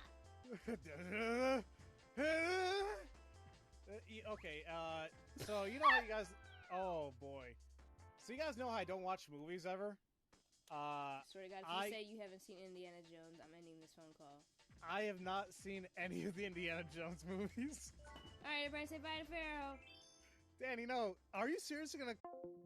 And, Oh, what is that one, everybody? Oh, your mommy teach you that? Yeah. I didn't expect that one to get so much traction. Oh, you be surprised. With that voice and that character, yes. I mean, I could say it like, your mommy teach you that? Hey guys, I'm here to tell you, my name's Skinny Minnie, and I'm here to endorse Kirby's The Crystal Shards, Kirby 64, The Crystal Shards. This game is not hard. This game is very fun. You won't die much, and it's cool because you can combine the abilities, and it's really nice because you can unlock hidden abilities and find the crystal shards to save the worlds. Kirby 64, The Crystal Shards. You can get it on DVD, Blu-ray, and PlayStation 5. Now for $29.99, 3 easy payments of $29.99. All of you choose one. No. Choose one. I could see Mario. I'm getting at least one guy. I see him peeking. Oh, that's a mushroom! Wow! No! Wow! You are not good at this. Oh, man! Oh, everybody saw that. Oh, did we just get shell-wigged? How could we ever What mistake? the shell is going on? How could we ever mistake our dear Shalom. Mario? Coops, it's my turn. How could we ever mistake I'm our sorry for being so shellfish. You have a dearest apology. Wait a minute. Are these things electric? Okay, I'm back. Ugh. Alright. Alright, Soda, thank you so much for stopping by. I couldn't find my water bottle for the longest, and I was like, I need my bottle! Felt like my son. Give me the bottle! Give it! Alright, took a trip down memory lane. Yeah, I need to update those clips. Also, I have a Discord if you guys want to hang out there, and if there's funny clips that you like, you feel free to post them in the clip channel, and I can add them to my BRB screens. I have different versions. Oh, I like to have different versions and stuff. A lot of classic Rex content. Yeah, dude. Rex cracks me up, man. Let's see. Okay, where were we? So everything inside the room turns incorporeal and travels at a speed of 10 meters per second before resuming physical form. So the thing is, we don't know how long it took.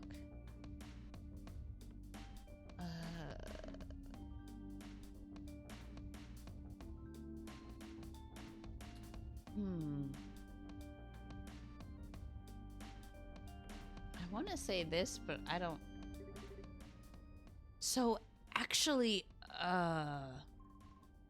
Cobbly, you froze up. Okay, I'm thawed out and ready to try again. If you're feeling stuck, you can always ask me for help. Oh, yeah, I probably should. Willa.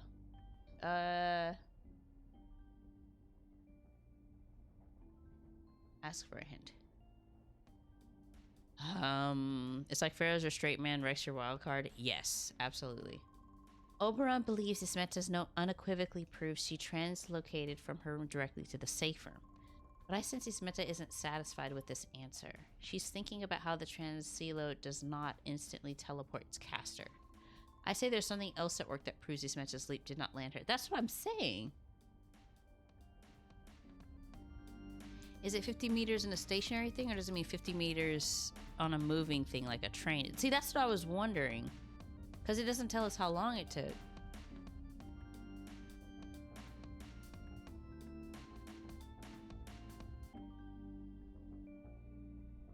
There's nowhere else she could have landed. But it says train direction. So, depending on if the train's going to the left, she moves to the right, but because it's like crossing each other, does it cancel out some of the distance? So, let me see, what would I have?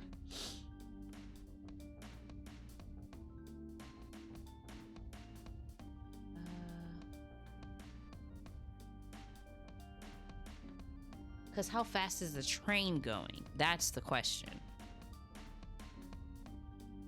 And there's nothing else that makes sense to use, honestly. Yeah, I think it's this. I don't follow. Let's take a look at how the spell works. After casting the spell, the user travels at a speed of 10 meters per second for the full 50-meter travel distance. Thus, we can assume that after casting the spell, Ismeta traveled incorporeal through the train for a total of 5 seconds. I do not see the importance. The safe room is precisely 50 meters from her room. Unless there were extenuating circumstances, the transcelo jump would have landed her inside the crime scene. Kabali, if you're saying the full 50-meter jump wouldn't have landed her in the safe room, you need to present proof as to what changed the math of the effective Oh. Okay, so I'm right.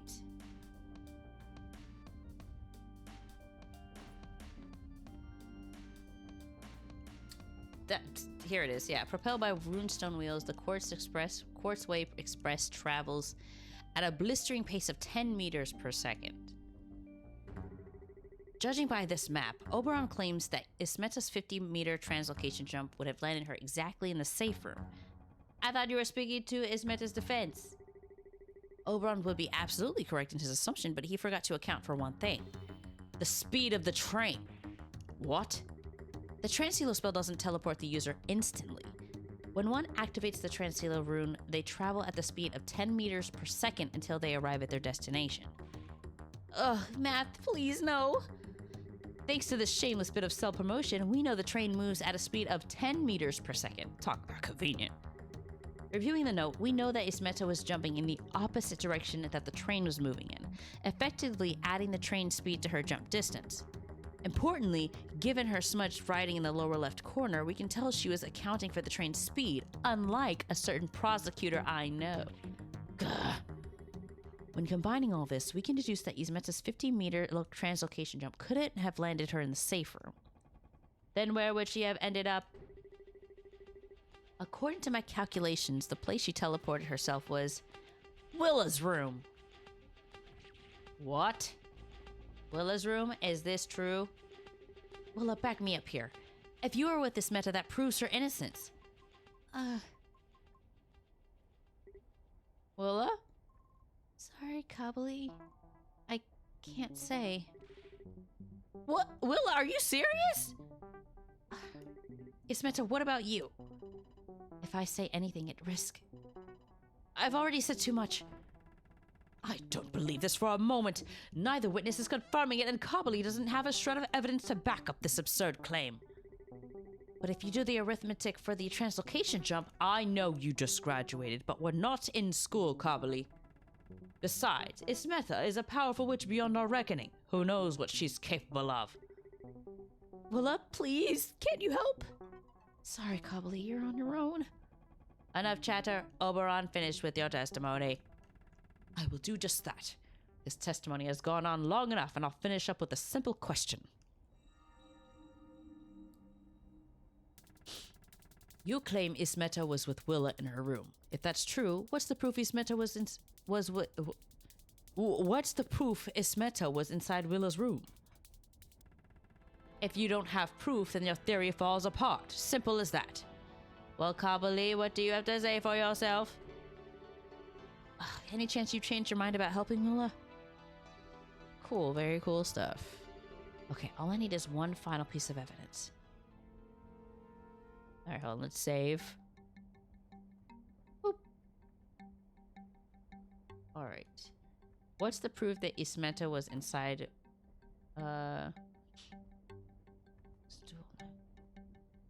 A magic necklace that responds to Willa's mood. When I first met her earlier, the necklace was dull and lifeless. Now it's a radiant blue from her super awesome flying dream.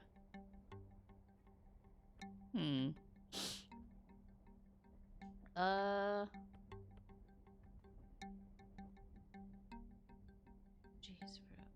I'm trying to think.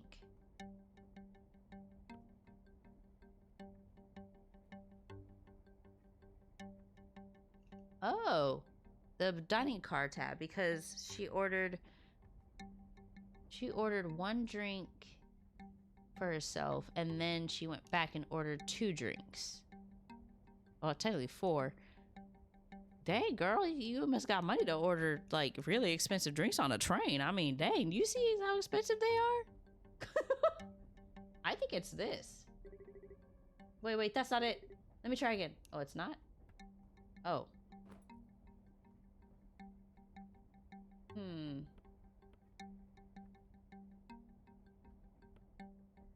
Really? I thought that was it. That made sense to me.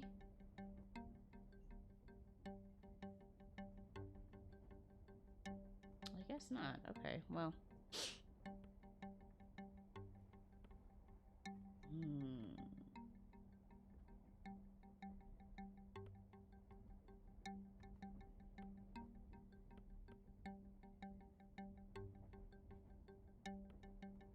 I guess, is it the necklace? That's why the trials were going on for centuries. I know! Okay. Did you know that Willa's necklace is no ordinary accessory? It's a mood pendant that lights up responding to her changing emotions. Oh, yeah. Uh-oh.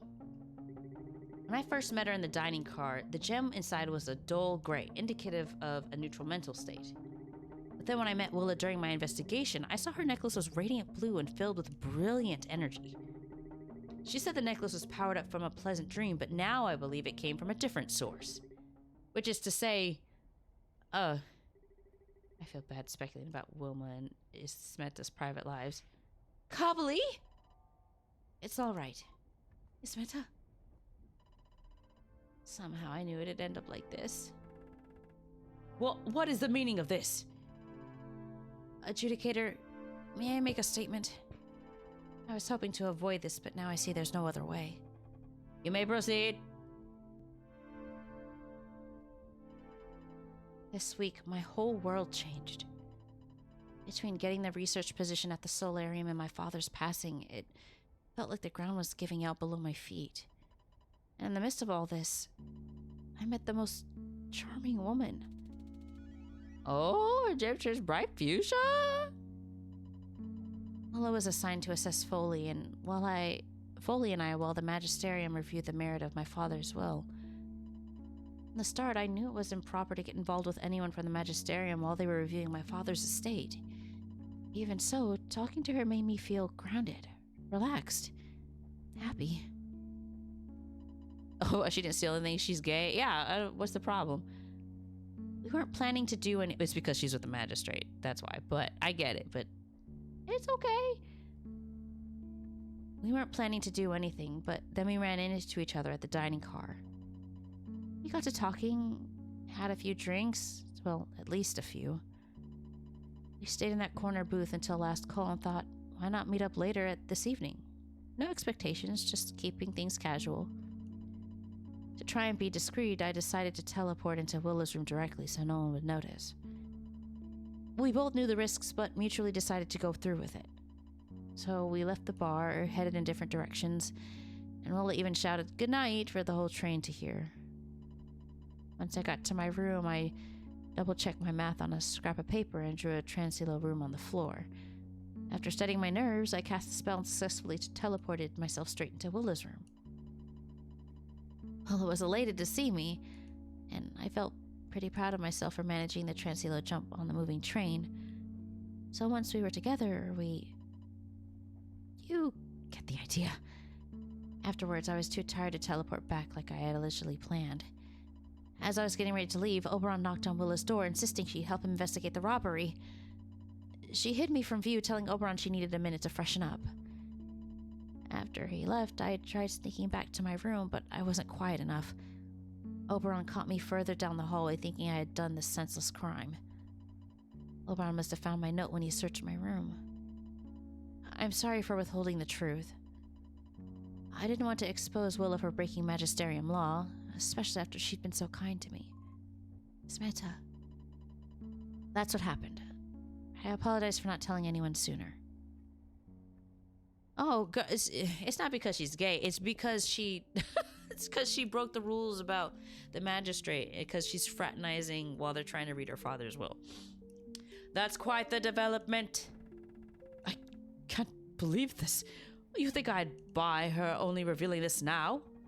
She is not without cause. Consorting this with potential estate beneficiaries during the magisterium's ongoing review is strictly prohibited. But our meeting was harmless. We didn't even talk about her dad's estate once. And you expect us to believe you? The person she was with? Regardless of intent, the law leaves no room for doubt in this matter. Okay, but since I can attest that she was with me, we can rule out her involvement in tonight's robbery. At least we can do that, right? Need I remind you that only I have the power to adjudicate this case? Smeta, Willa, I had no idea it'd come to this. It's okay, Kabali, you didn't know. And now, thanks to you, everyone in the Magisterium is going to find out when this trial record goes public.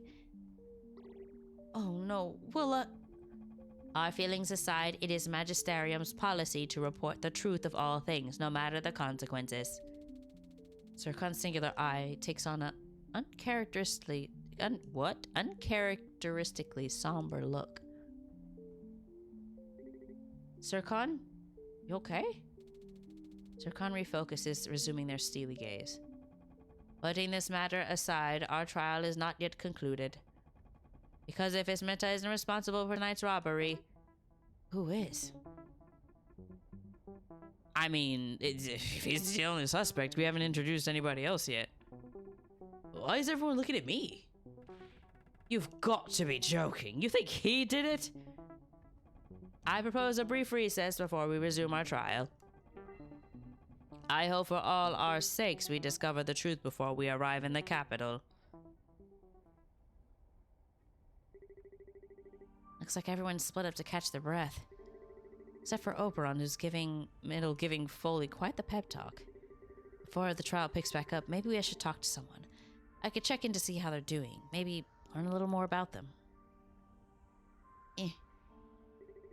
Something tells me I only have time for one conversation.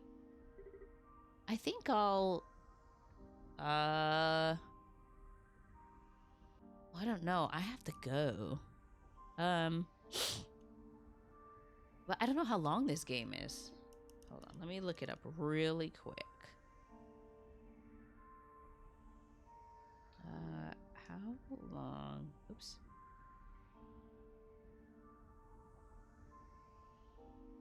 Investigation.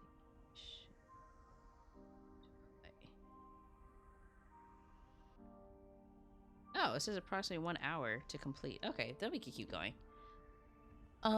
Confront Oberon about why he's insisting on prosecuting Smeta. Make sure Meta and Mola are okay after reveal their affair. Check on Zircon, see how they feel about their... Center myself for the rest of the day.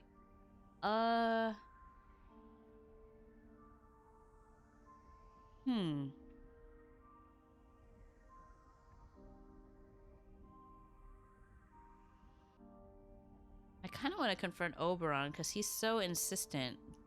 Even with all the evidence, it doesn't make sense. But...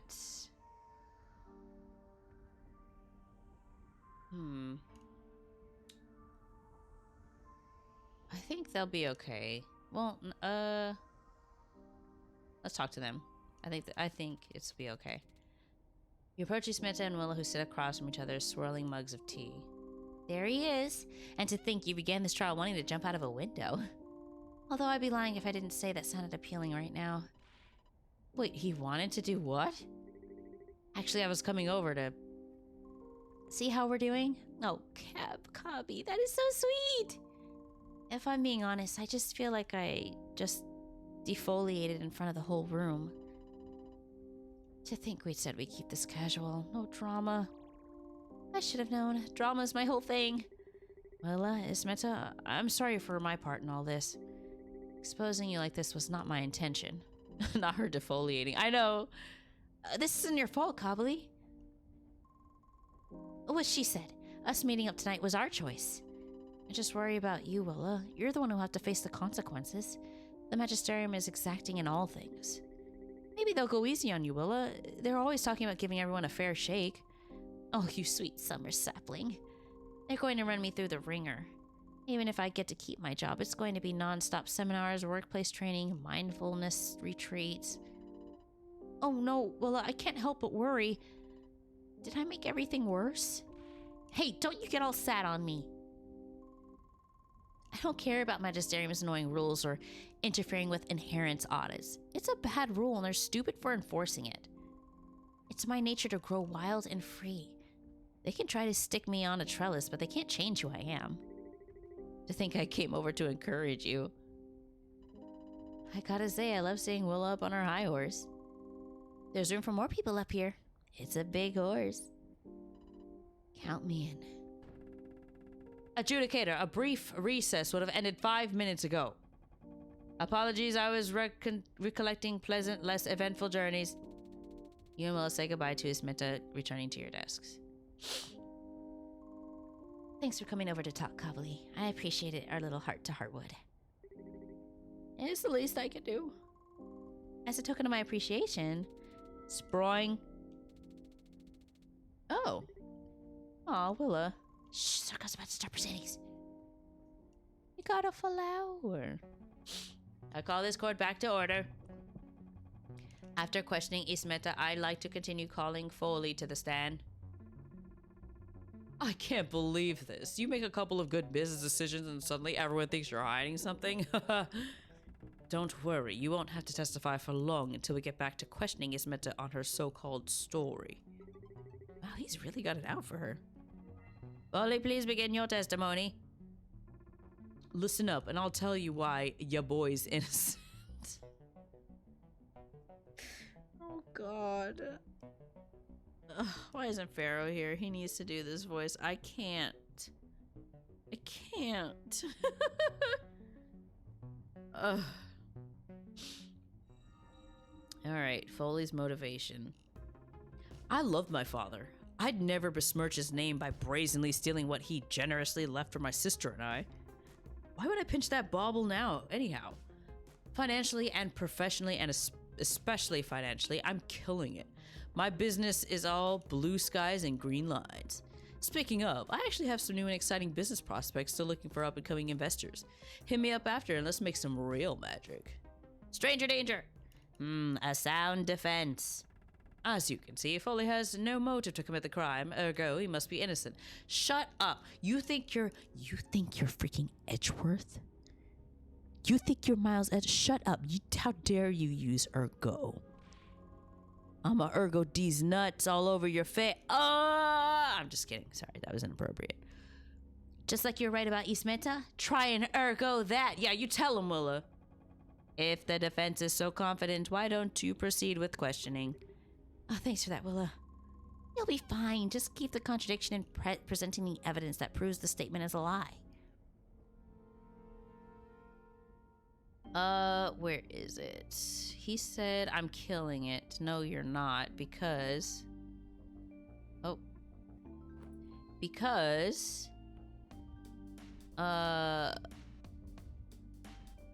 you got complaints of your stuff. So you say you're doing well, financially, personally, all that. Honestly, I'm thinking of writing a self-help book. Step 1, everyone buy my book. That's interesting to hear during my investigation. I stumbled across signs of a design flaw in your magic kettlebell business. Turns out that after 6 months of use, the spell controlling the kettlebell's weight malfunctions, causing the weights to get heavier and heavier. Oh, what? But I just bought one! If this malfunction is as widespread as the complaints made it look, I'd say Foley's business is about to be in serious trouble. Foley, is this true? Not gonna lie, some people have had issues with their magi weights, but these are outliers, a normal case of user errors.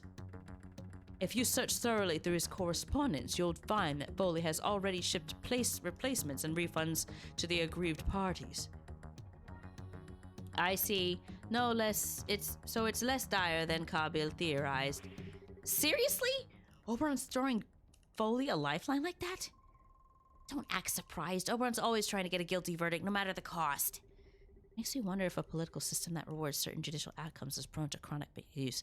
Dude, you have no idea. Let's move on from speculating on the solvency of Foley's weight business. For the record, we're very solvent and have tons of stock available. It's cool if I drop a coupon code for readers in the official trial notes. Please continue your testimony. Let's run a hypothetical. How do I, a lowly 3rd constellation level magician, get inside the safe room sometime before 2 a.m.? Unlike Big Sis, I can't teleport myself anywhere I want. And as for that window in the safe room, I'd like to keep trim. But even I've got my limits. No way I could shimmy through that thing. And the cherry on top, even if I wanted to break in, your man Oberon was keeping watch the whole night. Unless you can explain how I might have snuck inside, there's no way I'm your guy. Game, set, and match. As much as Carberley and Willow would like to paint Foley as a suspect, it's impossible for him to have committed the robbery without me noticing. Oberon makes a cogent argument. Oh yeah? Wait till you hear what Carberley's got to say. Hey, don't push me, my arms don't bend that way! Okay, he's a lowly 3rd constellation level magician. Sometime before 2 a.m. Okay, hold on. He is FJ. He had a bottle of wine? Apple wine brandy. Okay, so I like to keep trimming them, and there's no way I could shimmy the window in the safe room?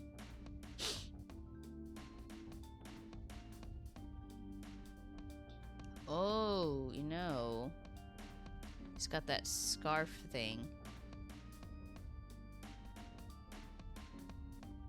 Unless you can explain how am I stuck inside. These knitting needles, homie. I'll cut you in a clear lie. If you're pausing for dramatic effect, it's stretching my patience. Oh, really? It's not the... Okay.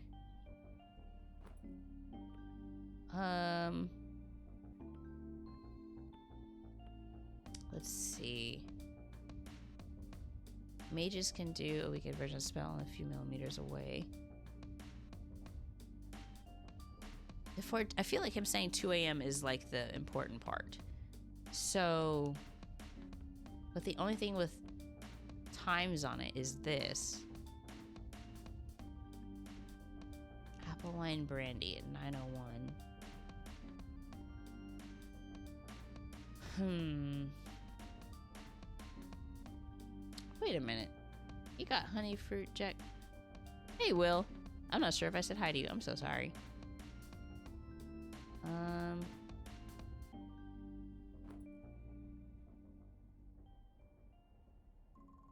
Only since he could have stuck at the safe room because Oberon kept him watch safe room all night. I'm sensing Oberon wants to move past this point. If Oberon slipped up... Oh, yeah. Okay, so it is a thing. I am right. Okay.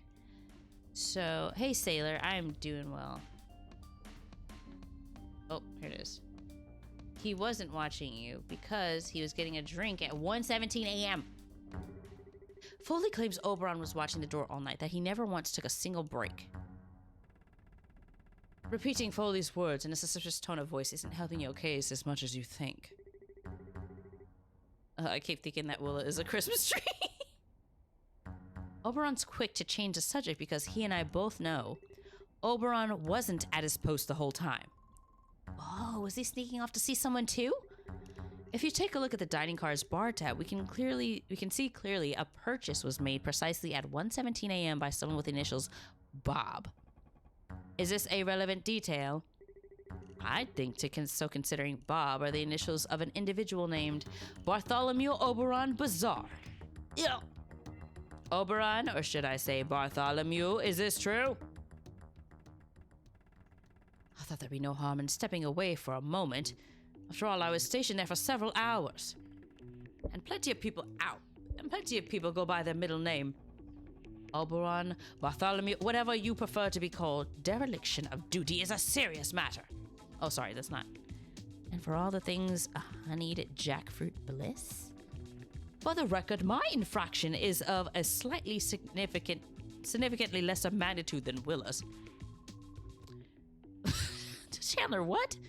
Did you guys know that Danny is short for Dantholomew? I can't with you.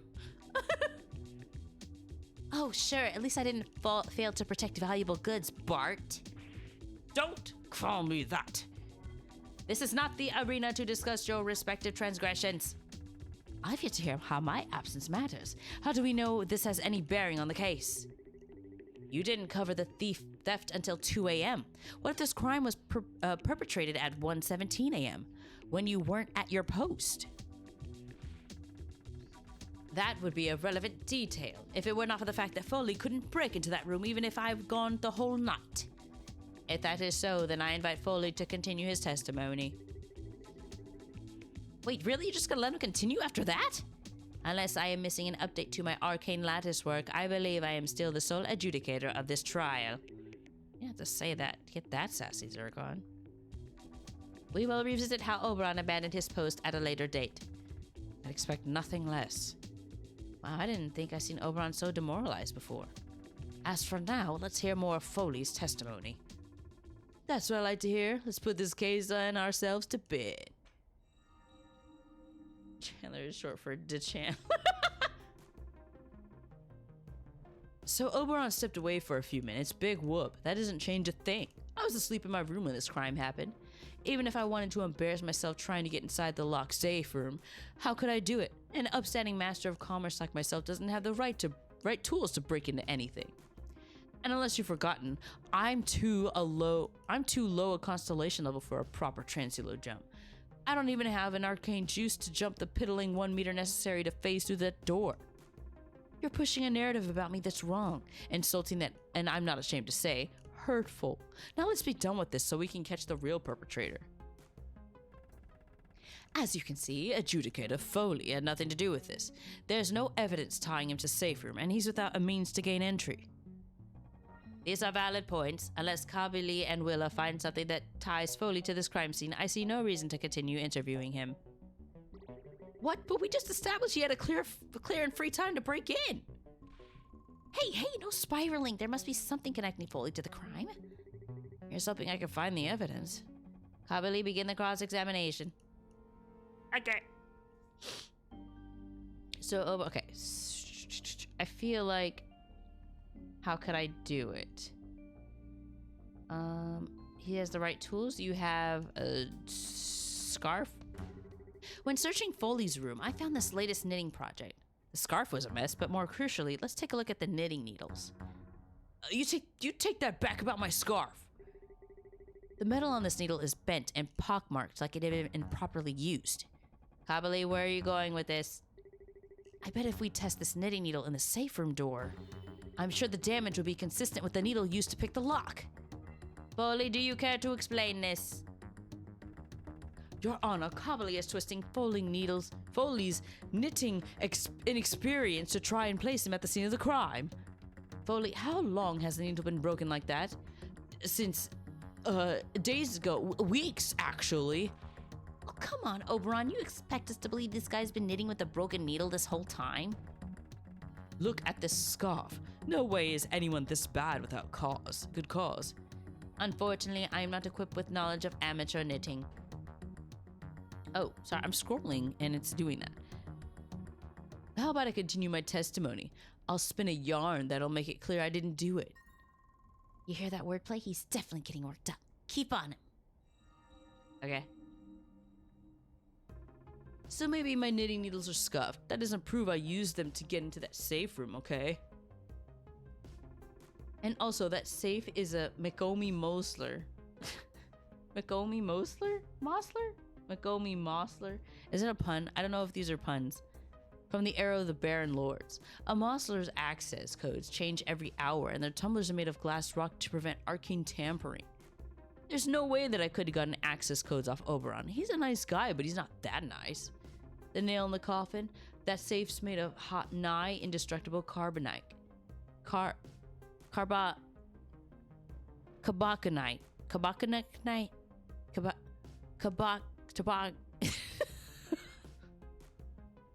Cabachanite. A paltry third-level magician like myself doesn't know a spell powerful to rip it open like that. You ever think the words of great magicians are beyond like the regular folks like us? I'm starting to think this thing can't be solved. Seriously? Another of these, he couldn't have done it because it was physically impossible situations? His logic still stands. I simply am not seeing how he could have perpetrated this crime. But he's so clearly hiding something. And whose job is it to prove that audacious claim? Really walked into that one, huh? Yeah, that one's on me. Okay, let's look at our evidence real quick. Excuse me.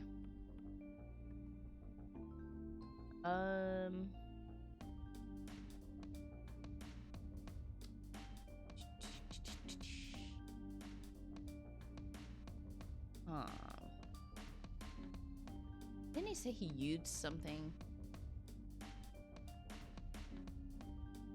Well, I mean the gem. Well, we need to figure out how he got broken into. Yes, Chandler, I'm really good at reading. The mills are changing every hour and their tumblers are made of glass to prevent arcane tampering. There's no way that I could have gotten the access codes off Oberon. He's a nice guy, but he's not that nice.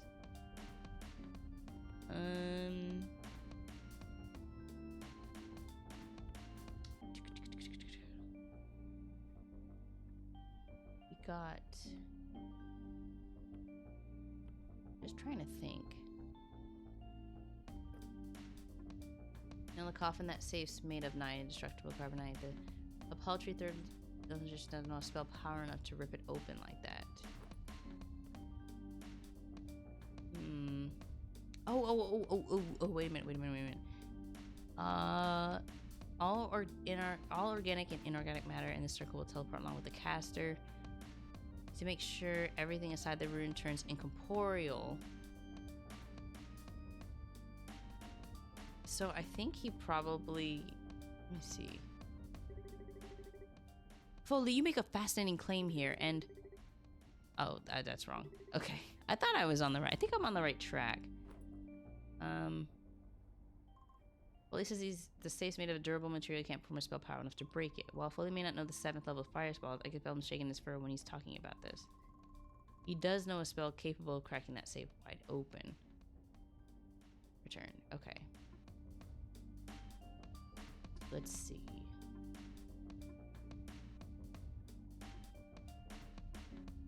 What spell does he know?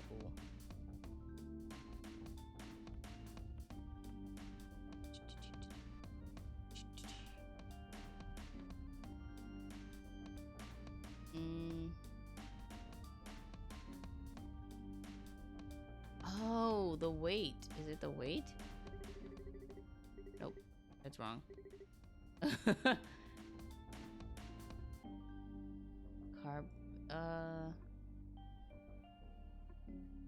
What would... I mean, I'm trying to think what he could use. What spell would he use? I thought it would be his... kettlebells. But I don't know if that would use. Am I really this dumb? A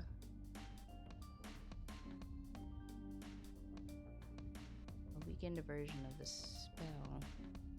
Is it this? Nope. Oh, wait.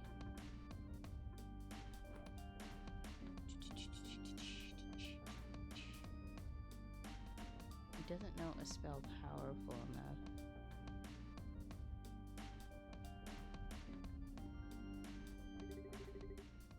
Oh, this is it. Okay. May I present the translocation rune? To what purpose? Cobbly, if you think this rune could have broken... Well, if you think this rune could have broken open the safe, present a piece of evidence that explains how. Okay, I'll do that if I can. Okay, so...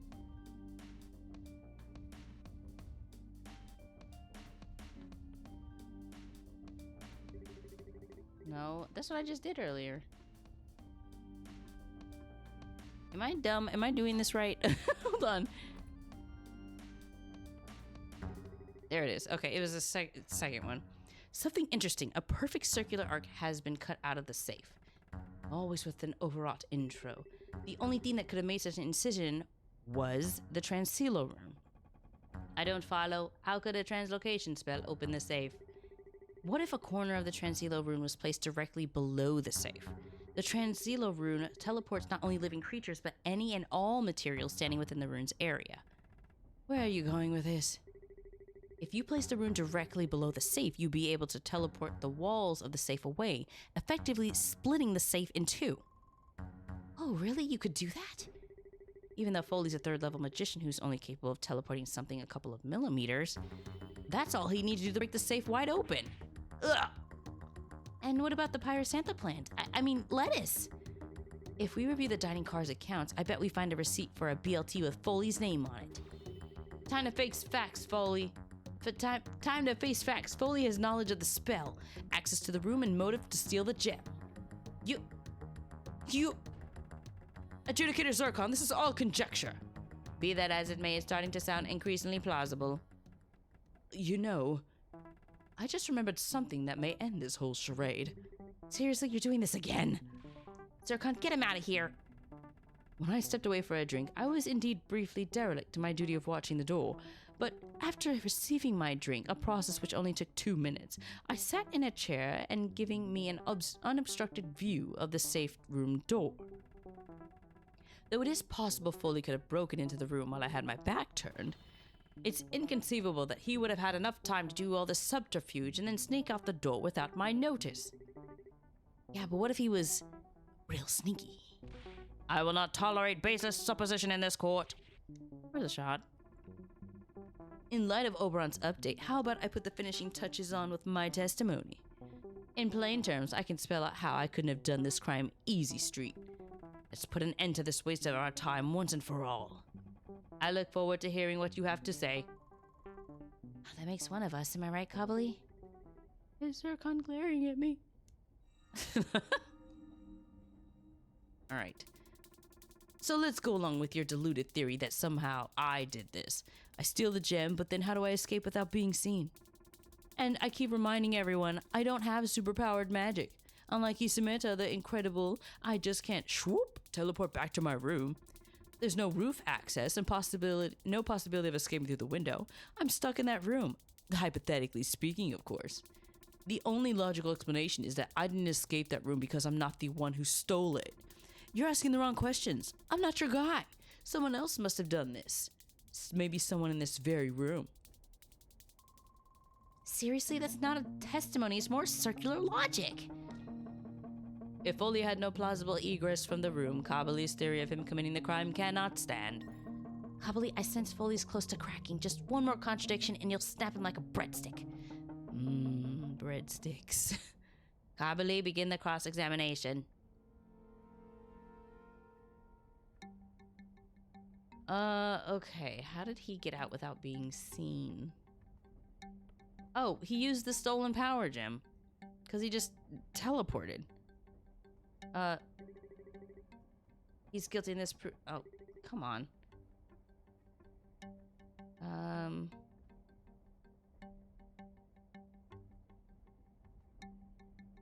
He's stuck in that room, but he took the gem so he can use the...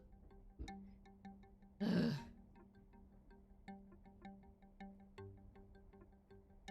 I can't just shoot. Yes, you can. So you steal the gem and you're confronted with a problem. You need to escape, but you can't go out the front door in case you're seen. Ordinarily, you can teleport yourself within a few millimeters, but these weren't ordinary circumstances, were they? Just get to the point already. When Foley opened the safe, he had his possession the power gem. Foley never needed to worry about an escape route. The object of his heist powers the perfect getaway. Oh, this music's so cute. By using the stone, he could power the Transilo spell up to the 5th level and successfully teleport back to his own room. Ugh! But what about the missing Transilo rune? If your theory is true, then there should be 2 Transilo runes inside the safe room. Wasn't there a smudge of something below the safe? I bet that smudge was from Foley trying to wipe away evidence of his first rune. He couldn't hide the second one because he used it to teleport himself away. So Foley had motive, means of entry, and a way to escape. All I hear is conjecture of baseless accusations being lobbed at Foley, a pillar of the community. If he went through all this work to steal the gem, then where is it? Willow rushes over, giving Foley a pat down. It's not on his person. Willow gives Oberon a quick once-over, too. And it's not on Oberon either. You dare suspect me? If it's not on Foley, maybe it's in his room? Can't believe this. If that's what it takes, fine. I'll take everyone to look for yourselves. I have nothing to hide because I am innocent, you hear? Innocent! Before anyone could stop him, Foley exits, marching towards his room. Whoa, wait a minute. Is anyone going to stop him? Come, let us see what there is to see. The fidgety Foley leads everyone down the hall, throwing open the door to his room. See for yourself. No gem. Looking around, you find the room unchanged since the last time you saw it. Oberon does some token half-hearted looking. We're wasting our time. I've already searched, and it's not here. I'm afraid we can't locate the gem. We'll have to drop all accusations against Foley. Seriously? Zircon is the most dramatic automaton. It all comes down to this. Kabali, where do you think the gem is hiding? Before presenting my guess, let's see what I can remember from this room. Oh, too bad I'm too weak to pull the part with my hands. How can I forget Foley's needlessly fancy rug? On closer inspection, stained from the countless in-room meal services. Maybe he threw the power gem out the window to hide the evidence. He could have made some kind of plan to recover it later after the train stopped. There wasn't anything too spicy in the desk or on the drawers when I first looked, but maybe I didn't look hard enough.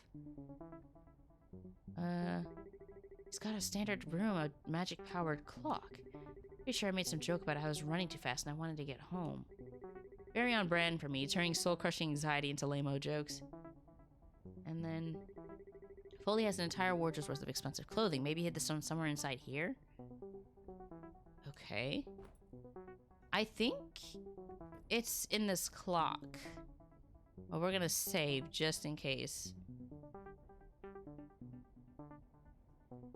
Oh, return. The gem is located. I think the clock. When I first saw the clock was running fast, I didn't think anything of it. Then I remember the power gen lends its charge to nearby spells and magical objects, effectively supercharging them. It's not happenstance that the spell power clock is running fast. It's doing that because the power gem is inside the clock! You reach into the clock, pulling out a brilliant azure stone. My retinal scans indicate that this is indeed the power gem. Whew! Imagine how embarrassing that would have been if I got it wrong. I can't believe it. It was right under our noses the whole time. Foley, it was you? You stole it? Oh, we having a breakdown? All I wanted was the stupid gem. My sister's got the brains, the accolades, and all I got are multiple filings for bankruptcy. So the issue with the Magi weights was worse than we thought. When Pops passed, I thought I was about to get a lifeline. Finally, he's going to support my businesses in death, and since he never did in life. But then the Magistrum stuck its nose where it doesn't belong by reviewing his will, holding everything up. Instead of doing me a solid, the only thing the Magisterium releases is this power gem.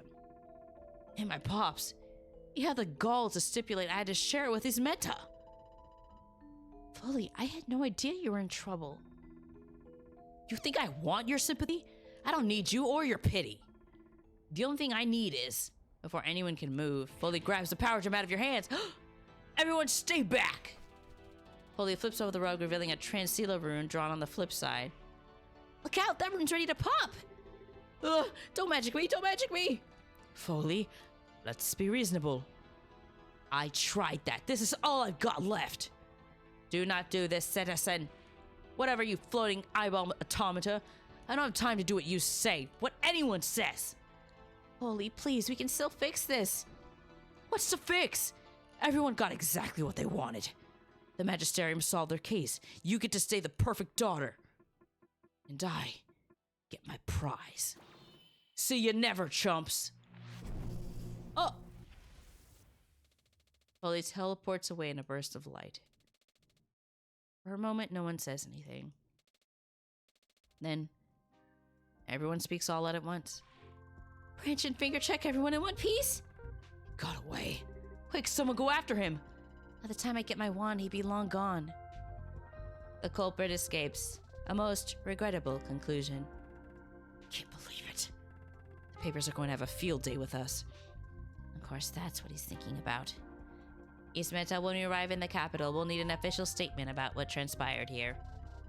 All the good it's going to do. If only I'd known. Ismeta, you may return to your room until our arrival. I will come by to collect you before we disembark. Ismeta sighs, walking out without another word. Poor Ismeta. I can only imagine what she's going through right now. In light of circumstances, I suspect the Magisterium will conduct a thorough review of tonight's trial record. Oof! Sounds like your girl's definitely in for some trouble when we get into town. More importantly, I wonder what they'll do to me. Maybe there's a way to find a silver lining, you two. Perhaps Cavalier's right. I just need to find some way to spin this in my favor. Let me guess, you're gonna blame your dereliction on working conditions? That you didn't have enough breaks? Well, don't give him any ideas. Oberon narrows his eye, already hatching a plan. Despite its unexpected outcome, I announce today's trial officially concluded. Everyone should rest while you're able. I expect you all at the Magisterium office by 8 chimes sharp. I wonder which peacoat I should wear for when we arrive. And just like that, I'm off to see Ismeta. I mean my room. I hope you pick an ugly one, Bart. Everyone turns to go, heading in different directions.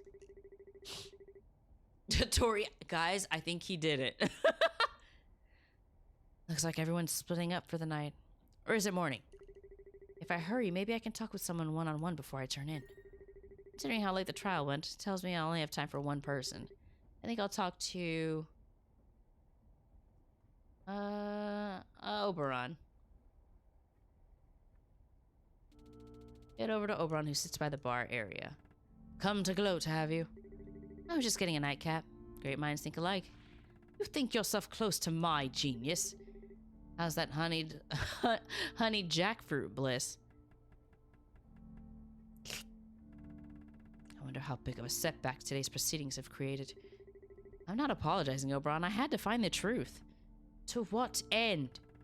The power gem was lost. A successful business employing countless people across the capital was thrown into disarray. Still promising political career has been slightly tarnished. That doesn't have to be the end of the story. What happens next is entirely up to you. Oberon looks out the window, watching the moon sink below the horizon. Don't forget your startup paperwork tomorrow. What? We'll be busy enough without wasting half the day entering into payroll. Now, if you'll excuse me, I must ready a statement for my arrival in the capital. Sorry about outing your mishaps, by the way. Don't be sorry. Don't be. It's been ages since I had that much fun at trial. Wait, that was fun for you? Take care of yourself, Cavalier. I look forward to our next chat exchange. Oberon exits, not looking back. I know this shouldn't be my takeaway from that conversation, but I have got to know who his tailor is. Looking outside, you see the swells of the river Midas. The capital must be close. Aw. Here I am, back again. Feels somehow wrong that after everything that's happened, this room's exactly as I left it. You change back into pajamas, laying down on the bed. I bet my folks would be proud to hear I solved my first case. I can practically hear them congratulating me now. I wish I felt that way too, but I don't know. Is this how it's going to feel every time? Overwhelming, exhausting, complicated? At least I didn't embarrass myself too bad. This is the conductor welcoming you to the capital. We hope you had a pleasant, relaxing trip. Remember to take all your personal belongings with you as you disembark. We hope you travel with us again wherever your next journey takes you. Oberon pokes his head into your room. Cobbly, care to join me for a dram before the circus? Cobbly?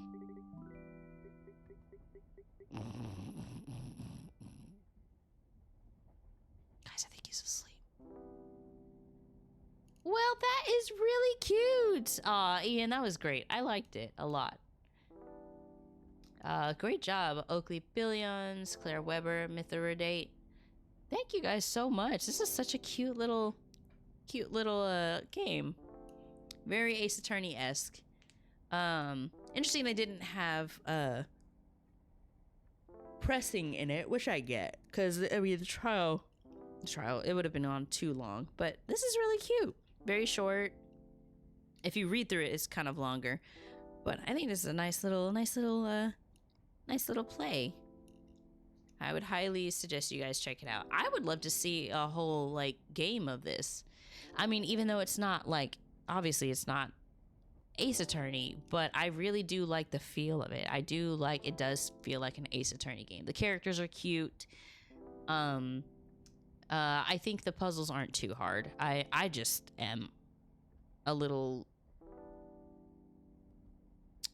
I will not call myself slow, but puzzles and trying to figure stuff out, it's not super hard. But this was really, really cute. So thank you, Ian, very much for giving me a key to this game. And if you guys would love to support, please, please, please, please check them out. Be nice to myself. No. But yeah, I highly suggest you guys check this out for yourself. It's on Steam. I think it's on sale, or is it like $5? Let me check.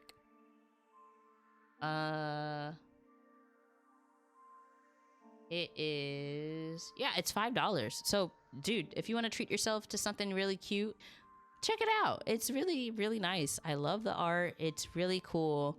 The characters are adorable. Story's pretty easy. Only we get to bully you.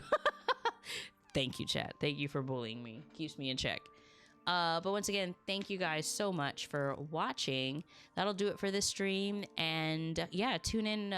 Maybe this week I'll be able to stream, but if not, definitely Sunday. I'm gonna try to do some indie games on Sunday. And see if you guys like them. Maybe we can continue them during the week. But yeah, again, thank you, Ian, for giving me a copy of this game. It was really cute. I really hope you make more. Like more chapters maybe that has to do with like Foley. Maybe he's like the ultimate villain or something. I don't know. It'd be cool. I liked it. I would love more of it. So yeah. But thank you guys so very much for being here. Again, thank you, Ian. I hope you guys have a great week. And if no one's told you that they love you today, I do, and Jesus does too. Y'all have a great day. I'll see you later.